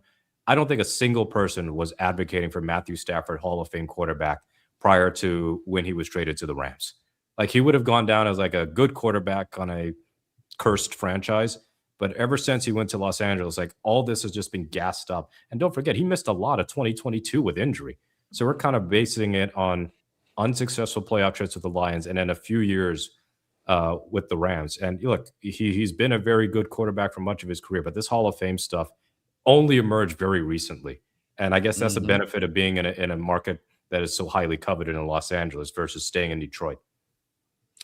Agreed. But let's get back to our Q&As here, boys, and our donos and super chats. But we got one here from Diego. Goes, love Mookie's articles on field goals. There's some love for you, Mookie, in the field goals group over there. So thank you for that, Diego. We've got Peter back in with another $5 donation. Peter, thank you so much for the support tonight, man. Love it. Goes, they might kick to Holani. We should do a reverse to Shaheed on a kickoff or punt. Thoughts, panel? You guys are killing it. Love the discussion you guys have. Thank you again, Peter, for the donation. What do you guys think about a reverse or a trick play on special teams? As long as it's not Cooper Kupp trying to throw the football. Let's just mothball Dan, that one. No, Dan. How about we just don't? Just no trick plays. You want to do a little jet sweep. I don't consider that a trick play anymore. That's kind of a base a base play in a lot of these schemes. I don't know. We've seen the return of the hook and ladder in the league over the last 3 weeks, right? I think we've seen 3 successful instances of that play being run. We saw back-to-back flea flickers from the 49ers and back-to-back, within 2 weeks, although neither of them went anywhere. Who knows? Maybe. Yeah, maybe. You know what I like is I like the thought of a fake punt in this game. You got them so caught up in like making sure they got other details on point in those moments. This would be the kind of moment where I think they would think it'd be the last thing on their mind. And we haven't run it all year long. Speaking of the old Lions with Stafford, wasn't he still in Detroit wasn't that where Dixon had his big, wasn't that against the Lions in Detroit? Ran it out of the back end zone. Out of his own goal line, just decided to take it. Yeah. So here's a little hesitation, little hezzy there before he crossed. He wanted to give him a chance. He's like, this is too easy. Mm-hmm. I've got a thought about, like, to Brandon's point, they are going to be terrified of Shaheed, right? That's what they're going to be scared of. They're going to want to get down and cover. I think there's an opportunity for a blocked punt in this game, like a massive swing opportunity for them to have a blocked punt, because they're going to be so worried about the fact they actually have to the guy that ruined their hopes in week 16, and a guy that's so dangerous. You sometimes almost overthink it and send extra coverage down, or guys leave early to get down there. There's an opportunity maybe for Jay Harbaugh to take advantage of that and have a block set up. Well, I also wonder about with the threat of Shaheed on kickoff returns, if they just kick it out of the end zone and we start at the 35 every time. Yeah. Like that could be huge over the course of a 60-minute game. Yeah, and they blocked a punt against the Rams last year in the loss in overtime. Like, that was one of the few good moments from the last year's special teams unit. We got another $5 donation here from the Lord's Disciple. Goes, will playoff experience play a role in this game? Being in these big moments for coaching staff and QB for the Rams, is it an underrated advantage?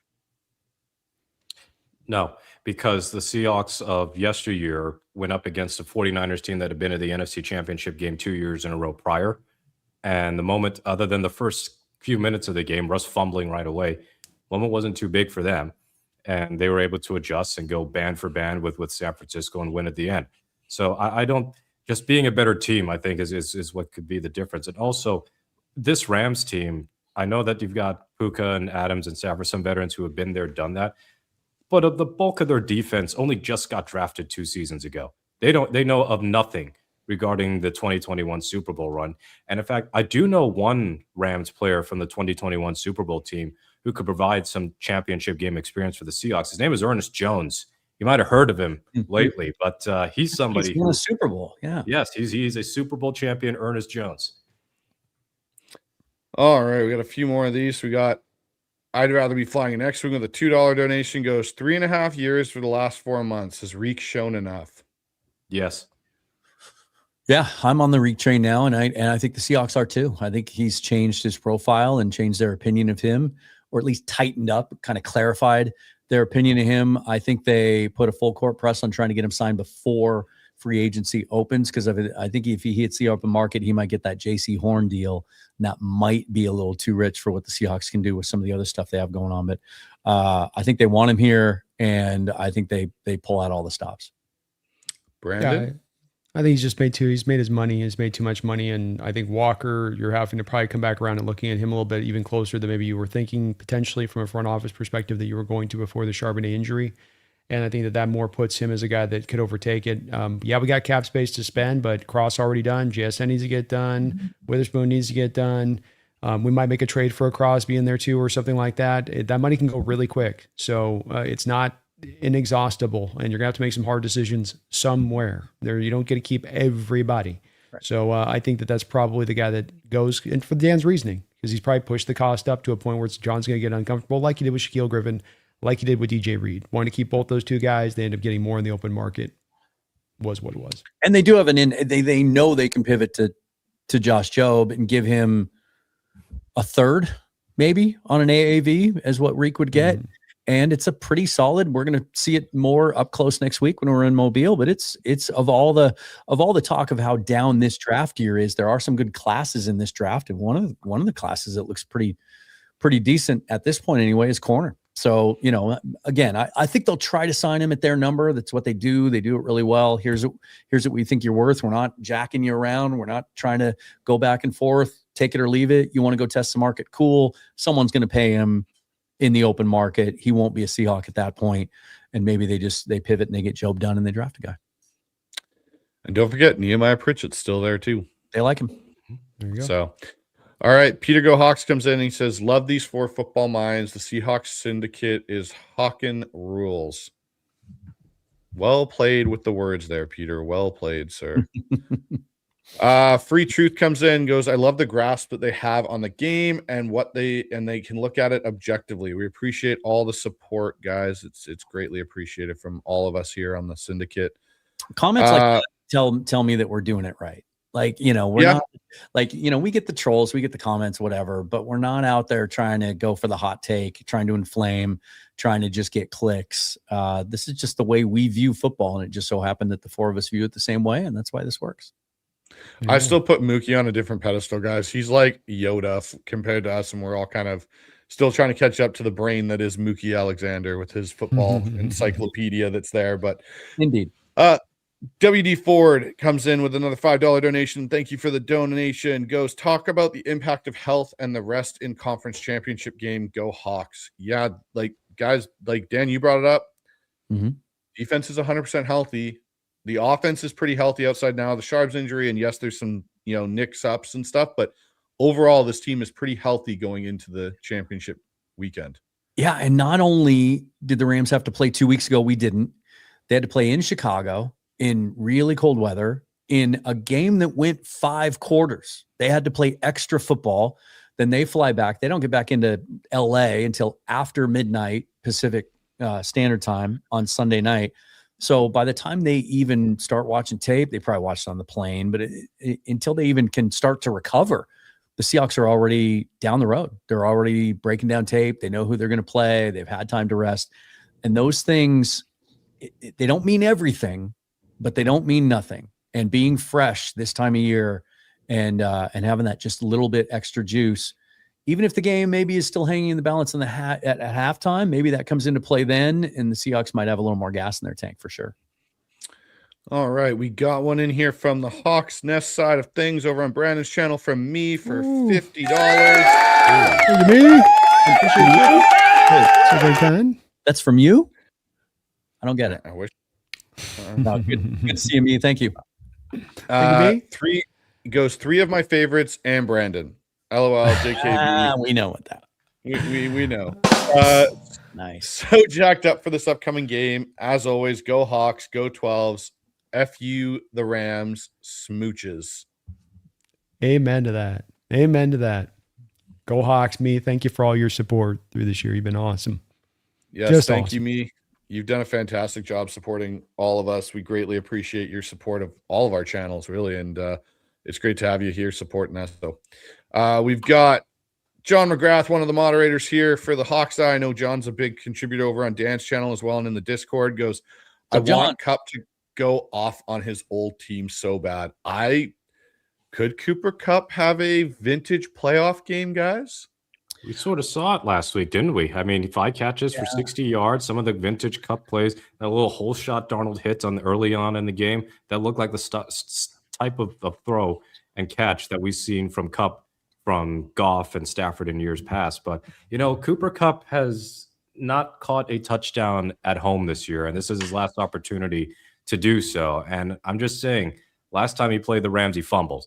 So this time around, can we get him into the end zone for 6? He got in once. He got a 2-point conversion in the second game. But this time around, let's get him a touchdown so we can hear the Coop chants at home for a touchdown instead of on the road. I think that would be poetic. And honestly, I think 5 catches for 60 yards is him going off at this stage in his career. Like it's kind of the role he plays. We might never see another 100-yard game from him, but I like the idea of a touchdown in this game for Kupp. I'd like to see that. I'd like to see the remake of the Jermaine Kearse catch in the 2014 NFC Championship, but have it be Cooper Kupp. Yeah. Unfortunately, Torrey Horton's the one wearing 15, and he's not back this year because that's the magic number, I think, for the And it Iowa I also- don't care about the number. It's And the also- it's the guy that's not fast enough to get down the field vertically that does it. It seems, and I think Yep. I would just That's prefer the- for that not to be in overtime after having to come back from full. yes, okay, agree with this. I'm just saying that particular visual. Let's I would love remove to all see that with Cooper. context, and I Yes. like where you're going with that. Yeah. Oh, well, hold All right. on. We know how it is as far as quarterbacks throwing 4 interceptions in a game, and we've just got to bury them for the rest of time. That's right. Shouldn't ever be allowed to play football again, ever. Yeah, no kidding. All right, Peter Go Hawks, and again here with another donation. Thank you so much, Peter. Do you think the sand bomb to Shaheed was PI? And I think he's referring to the first game. No, it wasn't. It was just slightly overthrown. Throw the 9 route. Don't throw the post route to Shaheed, please. Yeah. And throw it out in effing front and let him run underneath it. Don't throw it to the backside of him. Don't slow him down.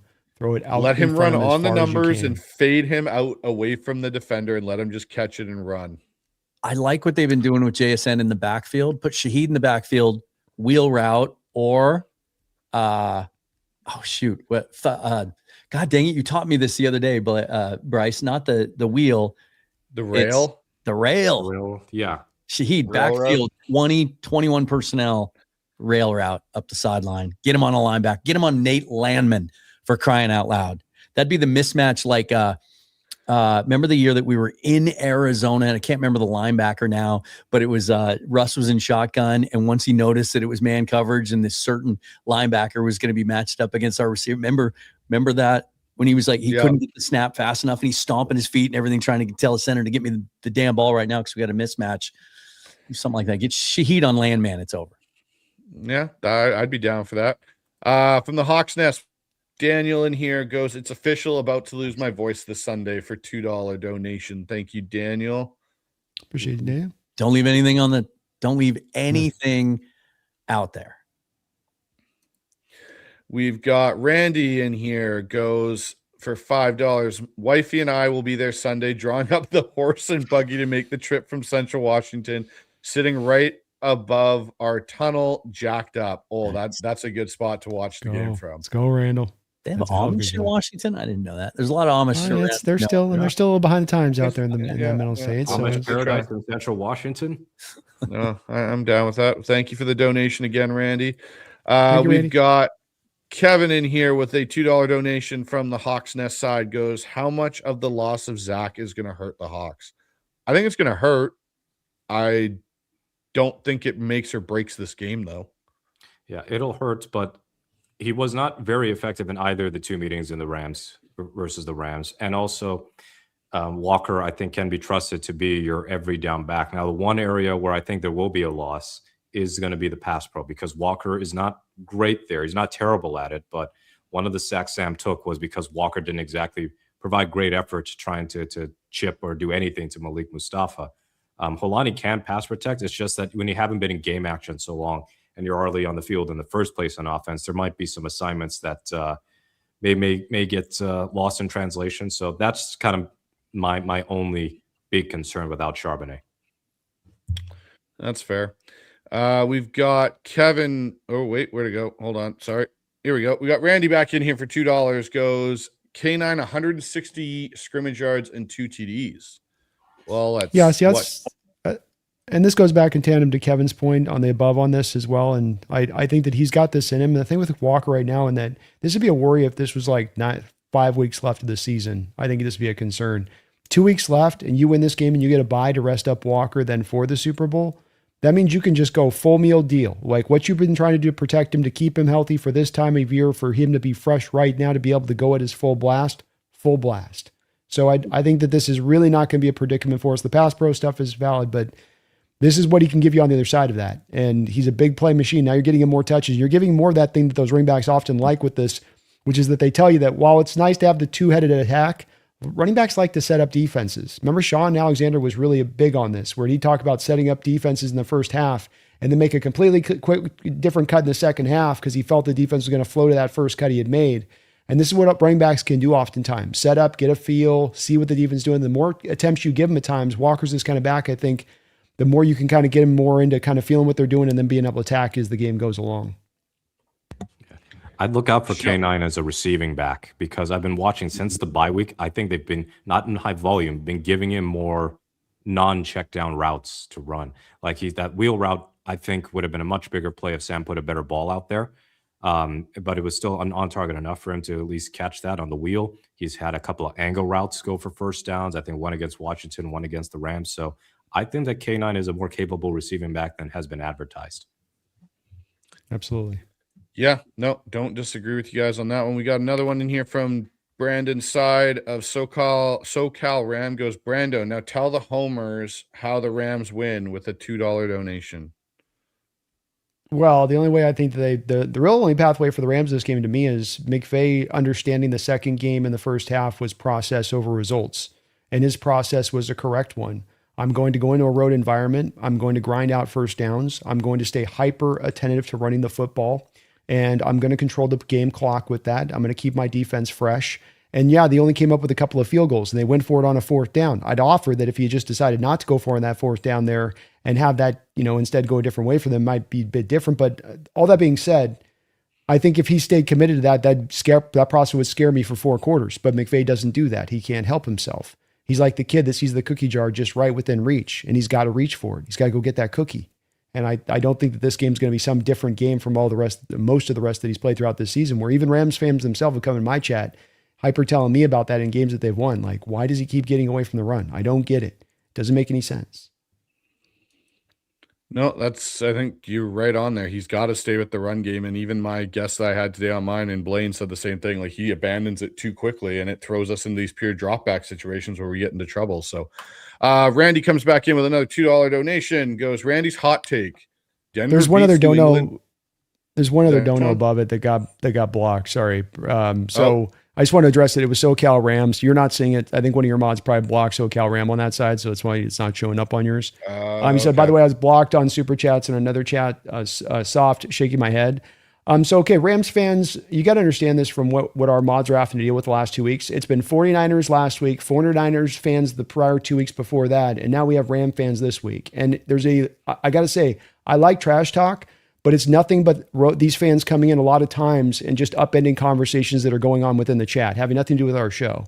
And I don't understand folks that do this, but when you guys do this and you get a lot of your fan base coming in and doing this, you're going to lead to mods going in. They're going to get a little bit hyper, pushing people out because they're trying to keep the show on the rails. And it's the whole purpose of trolls. So I get where you're coming from. Sorry you got caught astray on that in the whatever channel you might have with it. But you guys, I get you guys are feeling yourselves. If you actually brought, like I said earlier on the show, better discussion to play at times with us rather than us feeling like we're just jousting with a troll who's not being really serious, it just doesn't lead anywhere. It doesn't lead our chat anywhere. So the thing we ask you guys is come in, be respectful. All fans are welcome into all of our chats, but the be respectful part's kind of the important part. And if you find yourself calling names and doing this and do it like, you're out of pocket. And I don't think you are necessarily SoCal Ram. I don't think you necessarily did anything, but I got to say, it's something I've noticed here really growing up here in the last week. And Ram fans, even in the first matchup, it wasn't this way, which does make me wonder a little bit if there's some nervousness because you guys were so much like, hey, just kind and nice in that second matchup, like a little big brother, little brother energy kind of thing. And now suddenly like in the mouth,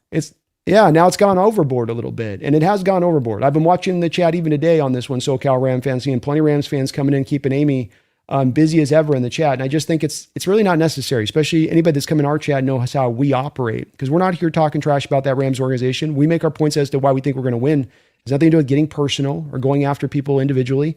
Let's go with, hey, let's keep it to the field. Well said. Thank you for that, Brandon. Well said. And just back to Randy's $2 donation. Randy's hot take: Denver beats New England in a low-scoring game. Yeah, that's possible. Like one win for Stidham, maybe, and then I think he gets boat raced in a Super Bowl. But that's just my thought there. Mile higher too. Yeah. John comes in with a $5 donation. Can't wait to be back in the stands screaming for the Hawks. Go 12s. Well, make sure you scream extra for us there, anyone that's going to the game, because unfortunately none of us will be in attendance. But yeah, make sure you make up for the Syndicate being there. Wow. I'm sad. I'm happy for Alex, though. Shout out to Alex, who will be using my tickets on Sunday. Thanks for Alex.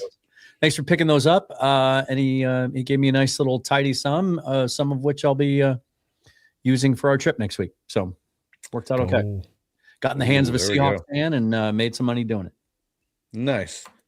All right, Industry Worth here with from Brandon's side with a $20 donation of a super sticker. Thank you for that, Industry Worth. Appreciate you. All right. Cal. Next here, we got Randy back in with another $5 donation. Man, Randy and Peter, you guys are killing it tonight. Appreciate all the support and love of the show.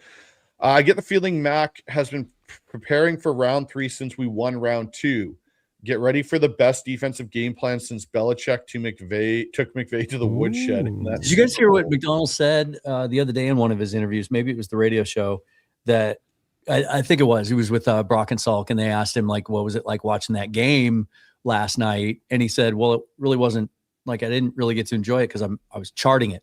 Like he was actually breaking it down, basically watching it live on TV, which I'd never quite heard of before, but I guess I always kind of assumed it happened. He was asked a similar question a few weeks ago, and he was just like, yeah, it was kind of cool to watch the game. So a little different stakes now, right?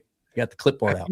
Seen the photo. I can't remember if it was Seahawks put it up or someone, and he's like sitting in the locker room, and it's definitely before a game, and he's sitting there with the laptop or the Surface, and he's got Spoon and Kobe beside him sitting down on the ground, leaned up against the wall, just going through stuff pre-game, like they're dressed and they've just come back in, they're about to go back out, and he's still watching film and pointing things out. And I was like, that's different. That's what makes our coach in some respects different than ones we've had in the past. One of the first things John Schneider ever said about him when he hired him was that he had a big brain.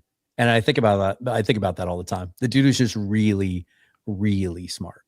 He loves attention to detail. And I think what has impressed me the most about this year's team is that they are so clean generally. They're not penalty prone.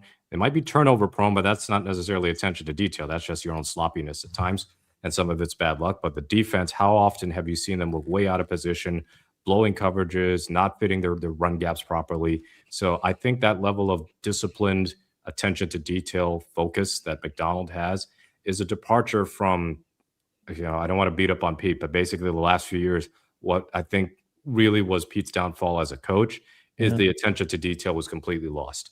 Nobody knows who to block on offense. Nobody knows who to cover on defense. You get too many blown coverages, too many instances of guys not being in sync with one another. And that just kind of had a cascading effect where the team just was mediocre. An elite team like this one, they seem to know the little things so well, and that gives them that edge. And not to beat up, pile on Pete, but I was thinking the exact same thing before he said it. Those last couple of years when there were blown coverages, guys out of position, Pete just didn't have any answers when he was asked about it afterwards, right? He just didn't have answers. We've seen instances this year with this defense, not just the Tampa Bay game, but a couple other games since where, McDonald comes out, one of the first things he'll say is like, I called a bad game. I didn't put us in a position to win. There were some things that I missed. It's different. It feels different. And then you see the results on the field, and I tend to like this approach better. Mm-hmm. All right, got another dono from Brandon's side here. Go from Vermilion Cast. You guys are amazingly kind, guys. Thank you so much. Yeah. Brando's Wilsoning over there. Yeah, let's go. He is $20. Well, he has to on this one. It's so big. I even moved the cameras around. $20 donation came in.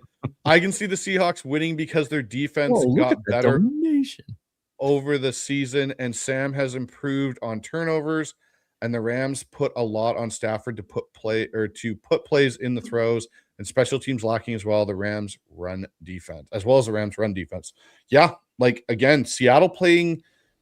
Like to Brandon's point, I think you really nailed it on the head, Brandon, earlier in the show when you said, when you were talking about the conversation a little bit with Rams and just the Seahawks team it's hard to go and be like, we're going to take this away and we're going to take this. Like, there's so many things you have to do right to beat the Seattle Seahawks right now in a lot of ways. And like, we all know everyone's going to be like, oh, Darnold just throw us the game.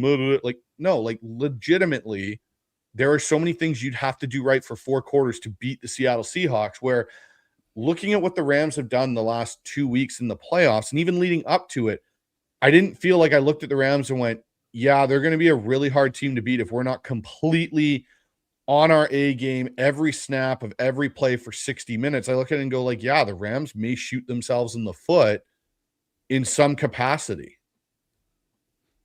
Yeah, I definitely agree with all that. I can't add a lot on top of it, frankly, and just that this is a game about small advantages that work in tandem to really make you feel like you have a hearty advantage coming in this game. It doesn't mean we're blowing the doors off the Rams or the Rams aren't a quality team. It just means that this team's got room for error, and this team's had multiple games this year where it's lost the turnover battle, including the last Rams game, yet still have won. It's had games where it's lost the turnover war 0-3 and has blown the doors off of teams at the same time as that has occurred. These were all representations of the fact that this was just a team that wasn't just good, but great, and then had that room for error within it. Now, the Rams have some room for error as well. They don't have to play a perfect brand of football in order to win. But I think the flaws that you can point out to distinctly from what that exists within this team are enough. Are enough if this comes down to a close game to give Seattle the edge. We got Fizz in here with a $2 donation going C, and then we've got Doom in here, another $2 and going Hawks. Well done, gentlemen. Well done, everybody. You know what Mike McDonald will call that? That's a complimentary commenting. That is complimentary comment. It is. I like it. It is. I like it. Chasing edges.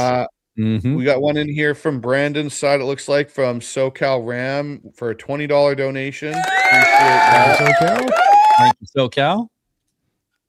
Goes, all we've heard is the Rams don't have a chance, right, guys? Just don't play. So Rams and Seattle are 1-1. Neither game is a blowout. McVay won't make the same mistake twice. Just keep the same energy after Sunday. So again, this is the part I don't, and you're free to present to me a comment on what we've said on this show that's been at any point saying how the Rams are a weak team or not a strong team. I pointed to DVOA at the start of this. These are the two top DVOA teams. I pointed to the fact that this is going to be a close game. If I thought that this was going to be, can I see a pathway to us winning this comfortably? Sure. That's a possibility by the way we're playing.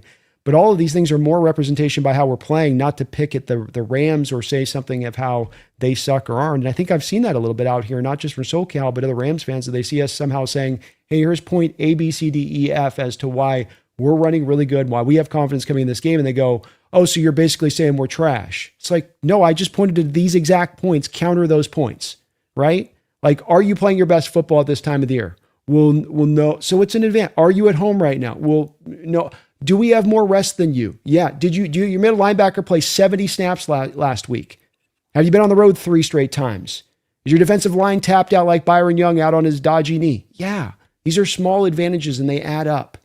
And it's a more complete team by the way we play. You're more leaning on that star quarterback to carry your load, and we don't. And maybe it plays out where this will work true for you. But I don't think that I've seen any of these 3 gentlemen in here, nor myself, sit here and drive down somehow to the Rams of not earning the right to have been here or not being that tough team that we know that they are. It's more about the confidence in our team. And again, the exact points we're bringing up for why we have this confidence in this team. Not that we're just kind of homers and we like them.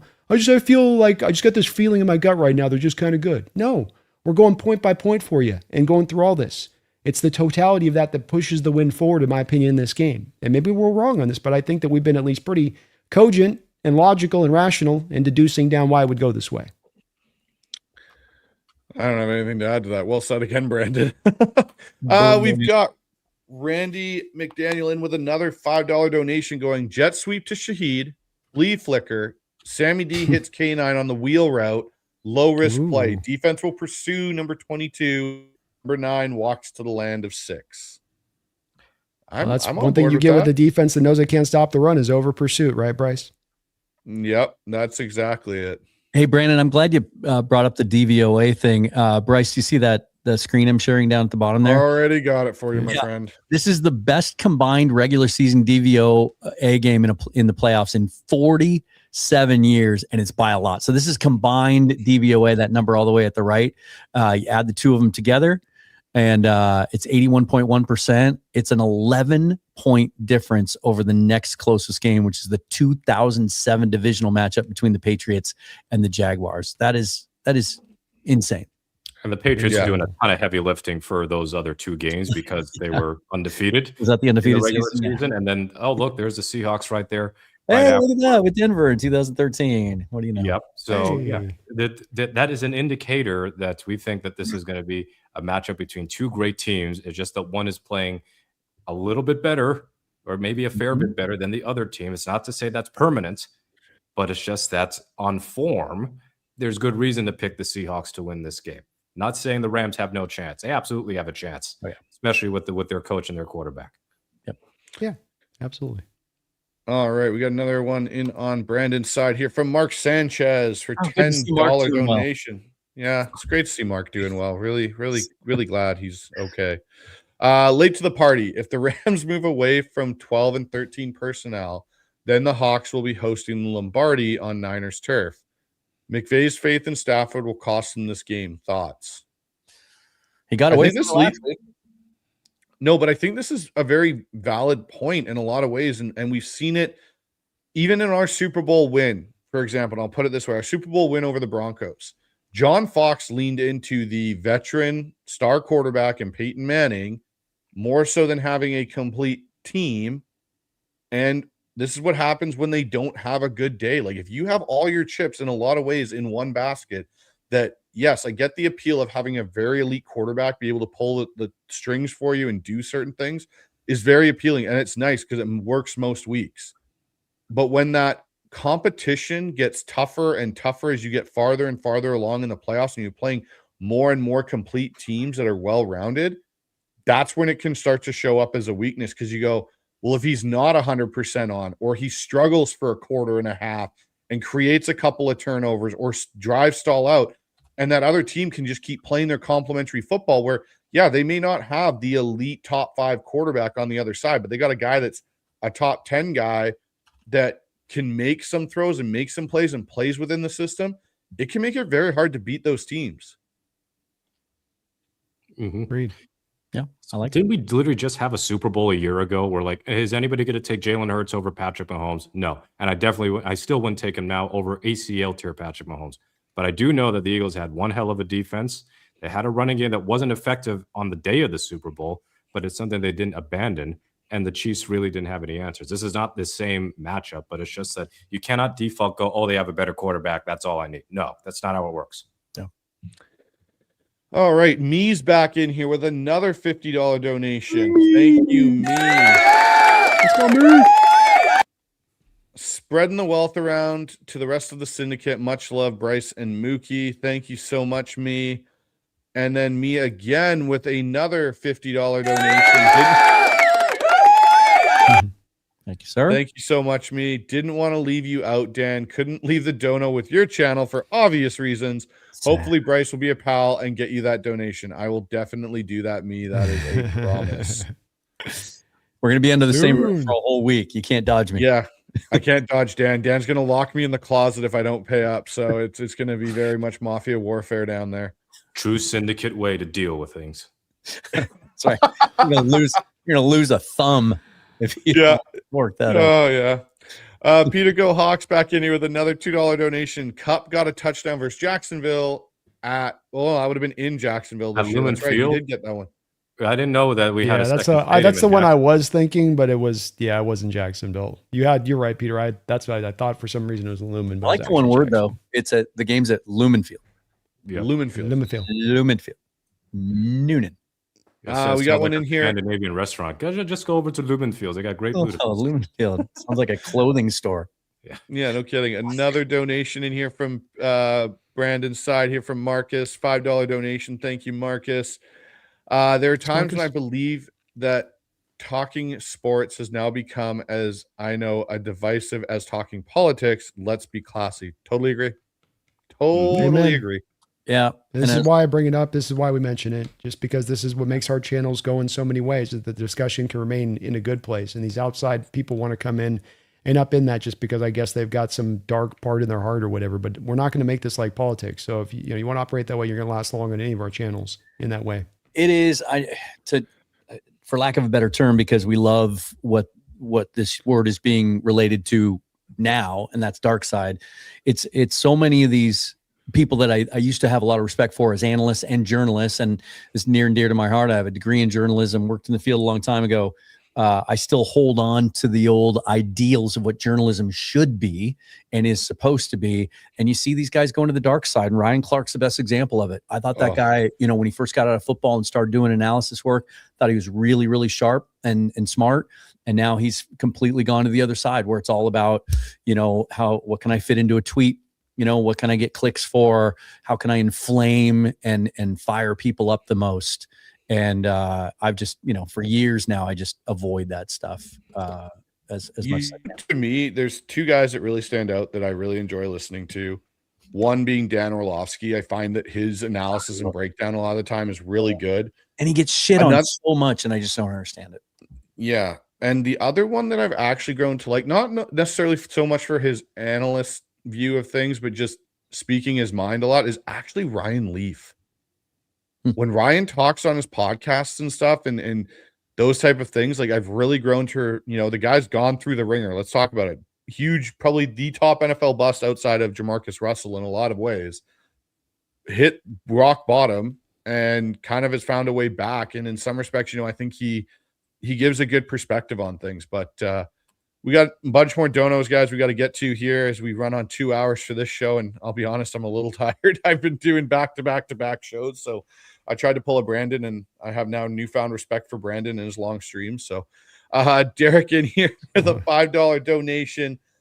He goes, I know it's too early to dream, but how good would it feel to win the Super Bowl in a rival's stadium 2 years in a row? Go Hawks.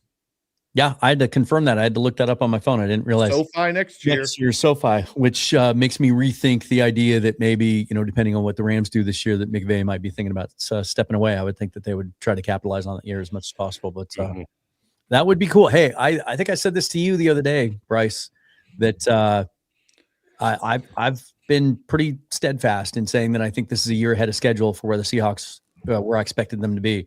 If they win it all this year, I think with how everything lines up and financial flexibility and the youth of the roster and guys they have signed and everything else, I think this team has a shot at a three-peat. Yeah. Bookmark Storybook season, Storybook Dynasty, if they can get it done in SoFi. That'd be Screen record that. Set it aside. We'll revisit it later. We got Fizz back in here with another $2 super sticker. Appreciate you there, Fizz, as well as another $3 one. Thank you, Fizz, for the support and the super stickers. What do we got else in here, guys? We just got a whole bunch of these rolling in. All right. We've got from Brandon's side, Ethan with a $5 donation coming in. Was amazing hanging out with you guys at training camp. Wow. Think back to that and where this team is now. We've got some family business this Sunday. Yeah, thanks, Ethan. Good to hear from you again. I like that.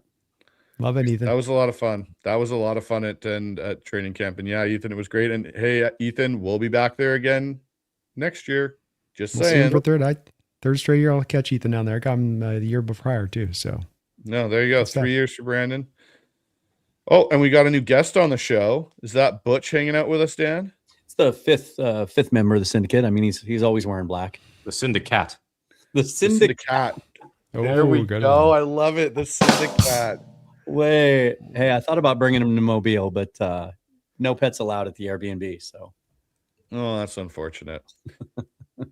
All right, Peter back in here. Another $5 donation goes. What Mike has done to Wolin has been a complete 180 from the beginning of the year. It sucked to see Wolin go. I hope we sign him. He's balling out. Now, I got a question for you guys.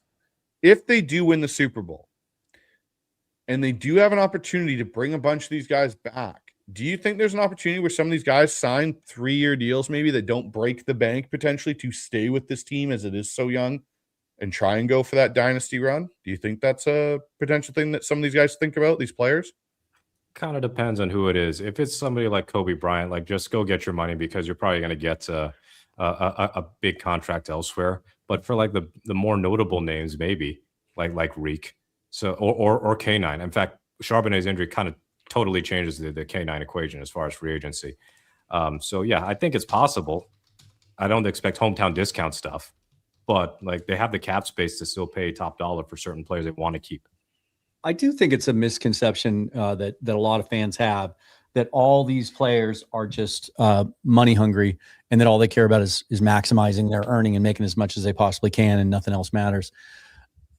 Most of these guys care about quality of life and they want to be somewhere where they feel comfortable and loved and wanted and they get to contribute and they get to win and it's in a positive environment. And I think, as much as the Seahawks built that early on in the Pete Carroll years, And that was appealing to players. It allowed us to get guys like Michael Bennett, Cliff Averill in free agency on team friendly deals because they wanted to be a part of it.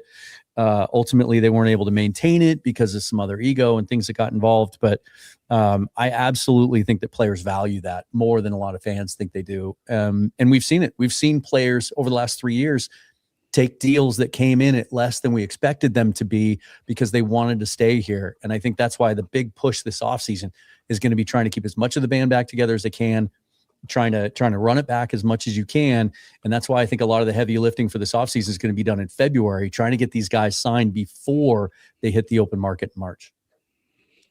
All right, guys, we got 6 more of these donos to get through before we can wrap up tonight's show. And we've got Dreams in here with a $2 donation going. Puka looks off, Rams QB hand. Any news? Go Hawks. I haven't heard anything about Stafford's hand since before the Bears. He's not even on the injured report, but there was quite a bit of conversation about it during the broadcast on Sunday that after he hit his finger on that guy's helmet, that I think there was one stretch where he was like 2 out of the next 10, something like that. It clearly seemed to affect him. He did have some uncharacteristic misses that we're not used to seeing from him. Hard to say if it's the weather or the finger in that. Mm-hmm. Yeah, combination. Yeah, it'll be interesting. We've got Namnia in here with a $10 donation. Goes, first time catching you guys live. Love that this team has improved throughout the course of the season and in-game adjustments are a thing. What a treat to get to watch this team. Go Hawks. Well, thank you for the $10 donation. And yeah, the in-game adjustments for this team have been off the chart this year. They really have, and it's a different divergence from what we were at in the prior regime, where a lot of things could be so stagnant and similar week in and week out to what you would see. This week can change on a dime. Dan mentioned McDonald taking responsibility in the press conference. That was an empty talk. That was the Buccaneers game, and he came back and understood, I can't run as much vanilla. I've got to put these guys in some position for success. And he did so after that game. So it's not just talk, as would sometimes we get with under the Carroll regime, where it'd be like, we got to do better. We got to teach it better. And then you'd see no adjustment. You'd see no change. And that's definitely been a big sea change with McDonald coming in. Totally agree with you, Brandon. And we got one from Brandon's side over here. Taker comes in with a $5 donation. Seattle won its divisional game by 35 points. The Rams won theirs by 3. The team we beat by 35 beat the team you beat by 3. It's math. That's all I'm saying. If only it worked that way. This is like that'd be fantastic. So good. That'd be great. No need to sign up. No need to come to the Lumen Field, Rams. We'll just, the math works out. You're not going to game over before you even step on the field. We got Tiz in here with a $2 donation. Can't wait for a Kubiak masterclass. Ooh, that would be something. But I also am like, if he puts that on masterclass and Brady's sitting in the booth, Brady, stay away from our offensive coordinator. Yeah, I wonder how he feels if Darnold balls out and like how does he feel that he said supposedly, no, don't go after Darnold, having not been able to get Stafford. So like, yeah, just something to think about. It's a bitter pill. All right, here's another one from Brandon's side. Daniel back in here with another $2 donation. Goes 35 turnovers in the playoffs so far, 0 from Sam. Mm-hmm. And look, he might have one. But as long as it's not cascading or it's a damaging, untimely turnover, fine. But you're going to turn the ball over. It's quarterback. It's playoff football. A lot of good defenses there. It's going to happen to even the best of them. Hate to say it, but both of our Super Bowl runs with Russell Wilson, he turned over the ball in the NFC Championship game both times. Yep. Hey, they won a game where he went 9 of 18 for 103 against the Saints. So it's like, nobody was asking, hey, well, you can't win with Russ at quarterback, can you? All right. Our last dono from Randy for $5 goes top 5 to 10 guys y'all want to see at the Senior Bowl. Oh, this is a perfect segue, Randy. Thank you so much for this donation and segue into this. All right. Brandon, I'll start with you. Give me some names for you that you're looking forward to seeing at Senior Bowl. Obviously Jennings Dunker is a guy that I would look at. Emmanuel Pregnon, I see how he moves athletically. I think he's more Damian Lewis and thus not maybe as much a scheme fit, but he's a guy that I'm going to be taking a look at pretty closely to see if maybe there's more athleticism there in the tank than I'm seeing as far as a right guard option in the future. Katron Allen, Penn State running back, is a guy that I like quite a bit, and I'd like to see what he's got in the tank out there as a potential replacement, especially by that point. We may lose Walker and need to look at running back early here. So those would be three of the guys I'd look at. Dunker, especially for maybe solidifying a little bit of first round flavor to him if he can. All right, Dan, what about you? So I am way behind where I normally is at this time of year, trying to rally like crazy over the next few days to get as many of the Senior Bowl guys done as I can. But I got my binder put together, and I've started digging in with the Edge class. Let's just open the binder and see what I like. What do I got here? Actually, I'm kind of kidding around, but I tend to kind of look a little heavier in sort of the day two class right now, since obviously the Seahawks are going to be choosing at the bottom of the first round. So I haven't really started to look at the top of the draft yet. Brandon and I spoke about this online briefly the other day. Derek Moore out of Michigan is a guy that's really caught my eye as an edge player, kind of a high floor player. I don't know that you're going to get a lot of high ceiling guys this year, at least not after the first 10 or so. Kind of has some Derek Hall qualities and just speed to power and his bull rush. There's a couple of the running backs that I really like. Blanking on his name right now, to be honest. But actually the kid that backs up Jeremiah Love at Notre Dame has some of the best running back tape out there, I think, this year. And I like some of the corners too. I'm actually using, back in the old days, they used to say that players would go to training camp to get in shape. This year I'm kind of using and it's the Seahawks' fault. They just keep winning and giving us stuff to talk about every day.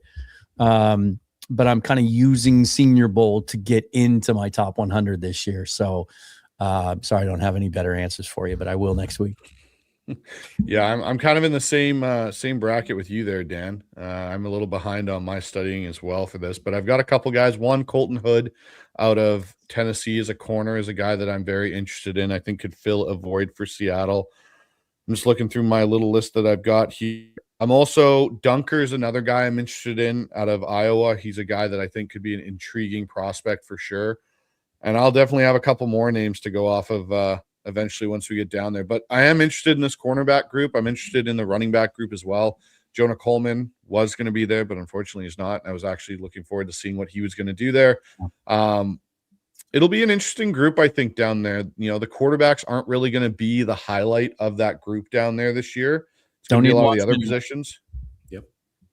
So, yeah. Actually, I think we've had some dropouts in the last week, but I think because of the makeup of this class, there aren't a lot of kind of no doubt can't miss guys. I think even compared to last year, it seems to me like there's some surprises. There's more guys out of the championship game that have accepted invites and are going to show up than we did last year. None of the Ohio State guys did. They all bowed out last year. So I think that's really going to help with some of those Indiana and Miami guys down there. There's some interesting defensive linemen and edge rushers that are showing up. A lot of the better corners are going to be there. There's some intriguing receivers that are going to be there as well. So I think there's enough down there that I'm really excited about what we're going to see. All right, got one more donation, guys, that we got to get to here before we wrap up and give our kind of predictions for this. So we've got Taker back in here from Brandon's side over on the Hawks Net, $5 donation. Given the coaching vacancies that have been filled already, how do you feel about the chances Clint moves on at this point? Brandon, I'll start with you. It was 75% a couple weeks ago. I still maintain it's about 75% right now. Yeah, there's been some teams taken off the board, but I still think that there's not a lot of high quality candidates out there. And I don't know if he's going to have quite the personality to sway a team in the in-person interview in the way he's going to need to seal up the job. But that being said, the job he's done here can't be undersold in the respect of you took a bottom third offense to a top third offense. You did so with a new quarterback in a situation here. You did so doing stylistic things like the condensed splits that they would bring out there offensively early in the season, which really flourished. You got a running game turned around on a dime. I just think that there's enough that, and don't undersell the fact that he gets to bring an offensive staff with him. He has a staff. So it's not just about the core. A lot of times with these guys, when you hire them, it's like, well, what staff can they build? Do they have connections to build a good staff too? He's going to be able to on that side. I think it's going to be enough to have him get the job when it's all said and done. Dan, what about you? I'm going to stick to my guns and say that Kubiak doesn't get one of these jobs. I am more nervous about it over the last week or so because of what the Raiders are doing or not doing or whatever. It's hard to kind of put your finger on their search and their approach down there. I have heard some promising things over the last couple of days. Josina Anderson was reporting that they were infatuated, I believe was the word that she used, with Mike LaFleur after his first interview. They haven't had a chance to talk to him again. Davis Webb is another guy that sounds like he's really caught their interest and is intriguing to them, even though not only has he never been a head coach, he's never even called plays. I still remain steadfast. First of all, I think if the Seahawks win Sunday, I think that essentially ices Kubiak out of the coaching search. I don't, and this is the reason I believe that. I think if that happens, a bunch of guys are going to get second interviews with the Raiders next week. The ones that are out can interview in person and have a chance to make that impression. If Kubiak has a second interview down there, which it sounds like he would, it would have to be virtual. Am I right on that? If they're still in it, right? His second interview would be virtual. No in-person. They don't get a talking to him until after the playoffs. And I think they are in on all three of the guys from the Rams, right? LaFleur and Shieldhouse and I'm blanking on the other name. And Shula. And Davis Webb's involved there as well, and they're really impressed with him. I still maintain, and I'm holding tight to this, and maybe it's wishful thinking. I'm trying to talk myself into it. When it comes to that second round of interviews, when those guys get to get in the building, they're all so much more dynamic in the way that they present themselves and speak. If any of you saw the introductory press conference today with Jeff Hafley in Miami, you can see why all the reports were that he blew teams away because of his energy and the way he's able to communicate and connect with you in person. Kubiak simply does not possess those skills. And so the Raiders, to choose him over these other guys, would have to be so convinced that he's an offensive mastermind that he can overcome all of that, because he's not a guy that's going to rally a fan base. He's not a guy that's going to get people juiced up. That is in, he's not going to win the press conference. So you have to be so convinced that he's that guy offensively. And I don't know that the evidence is there that he is, but certainly I think these other guys are going to make a bigger impression in their second interviews. And I still think he'll be back next year. All right, Mookie, I'll wrap that up with you here. What's your percentage? Give it to me. I think it's less than 50. We're down to what? The Cardinals, the Browns, the Bills, the Raiders, and the Steelers. So realistically, it's probably Arizona or the Raiders, because I don't think Buffalo would take a chance on Kubiak. Pittsburgh is not going to look his way. And then the Browns, I don't think have even interviewed Kubiak. So I think that Clint, more likely than not, will stay as head coach. As offensive coordinator and not be a head coach. I'm more worried about all these jobs opening up for new coaching staffs. That means we lose Carl Scott as defensive coordinator, because I think that's a very significant possibility that we're going to see the coaching staff rated to some degree, but it might be more on the defensive side of the ball than we realize. And Scott, I believe, is going to be quite coveted. He already interviewed for the Washington job. Don't think he'll get it, or maybe there's no news on that, but I can see that happening. But otherwise, I think Kubiak's here to stay at least through next season. I'm kind of at the same point. Once the Atlanta job got filled and the Baltimore job just got filled, I kind of went with it's 50% or less for me now that he ends up with a job, because I don't think he's going to Arizona. But I think Carl Scott's going to be the DC in LA. He's going to end up with the Chargers and fill that role for Harbaugh now that he's lost Minter. I think Carl Scott will be one of the guys that goes here eventually. But all right, guys, last part of this show tonight as we wrap this up, the final whistle. So I'm just going to go around, and I'm going to go Brandon first for predictions on this Sunday's matchup and what you think is going to happen. So Brandon, you're up first, my friend. Yeah, I think both teams feel each other out in the first half a little bit, play it safe, and try to figure things out as far as what they're getting from the other side. And then second half, it really kicks into gear. I think Seattle ends up getting the win 24-20, in that they just end up putting them away a little bit late, and defense ends up shutting down the Rams offense enough to get it done there. Mookie, how about yourself? I think the Rams will have the lead heading into the half, and then the Seahawks are going to have a big second half and turn a deficit, a small deficit, into a 31-24 victory in which they have to make one last stand, defensive stand, and that may be when the Stafford turnover happens at long last. The key for the Seahawks, please cover the tight ends, because that's been the one weakness of the Seahawks pass defense. They're in the bottom half by EPA against tight ends, and we know the Rams love to use all four tight ends, but certainly Parkinson, Ferguson, and Higbee for sure. Got to be watchful of that. But I think the Seahawks get it done with a late second half surge. All right, and I'll bring this up on the screen so we can have a look at it. But Dan, give us your prediction. I predict, they got a big break last week. This week, earlier in the week, it was looking like it was going to rain. Now it looks like as good a conditions as you could ever ask for a late January playoff game in the Pacific Northwest. And Kevin O'Connell in the comments asking us if we'll even be able to fly into Alabama on Monday. There's a big storm coming through. It's supposed to stretch across parts of the South and the Midwest, which I've been keeping a close eye on. I have to drive into Columbus actually on Sunday. I'm probably going to run into some snow, but that's what I've got behind me. This is the daily forecast in Mobile for the whole week that we're there. It's going to be sunny and mild, so it's not going to impact us down there. We'll be out of the eye of the storm. I think I'm feeling better about this than I was certainly at the beginning of the week. I just feel like when you look at trends, you look at this Rams team over the last 6 weeks, they just seem vulnerable. They're playing close games against teams that they have no business playing close games against. They've lost games to teams that they shouldn't have lost games to. I thought they were the far superior team on paper to the Bears, and yet the Bears kind of lost that one on their own. The Seahawks come in here healthy, believing in themselves, flying high. I don't really think there's a glaring weakness on the roster.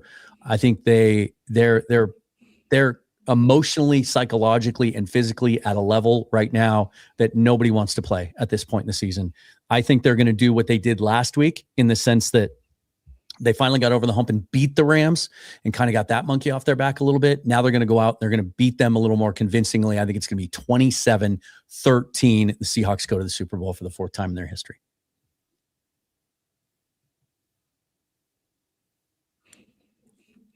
All right. Hold on. It's trying to come up on the screen. There we go. Kevin's back in from Brandon's channel with a $5 donation. Kevin? I'm a Seahawks fan, but if they somehow lose on Sunday, I hope that they don't, or would you call this season a success? Go Yes. Hawks all the way. Yes, it's a success. 100%. It's not even a question to me. Yeah. This team was picked to only win 7 wins or whatever by Vegas this year, most analysts. So it's definitely a success. Thank you for the donation there. 100%, Kevin. 100%. There's no way that this isn't a smashing success of a season at this point. Mm-hmm. All right, I'm last here, guys. I'm going 31-20 Seattle with the win, but I think it'll be close, and I think Seattle will be able to put them away late with a Sam Darnold touchdown drive to win the game. And I think it'll be a close game back and forth. I just think Seattle's defense playing too well, and this running game's coming alive. And I think that's what we got to go with here. So, oh man, we got one last final donation from Brandon's side. They like getting them in the last Brandon, they know how to keep the show going, bro. They know how to keep the show going. I've got these guys where I'm well familiar, man. This is the way it goes. Right. Basically, B39614 comes in with a $2 donation. Go Hawks! Lombardi and Levi is ours. I like it, but let's get this one first. I love it, man. I love it. Go Ben.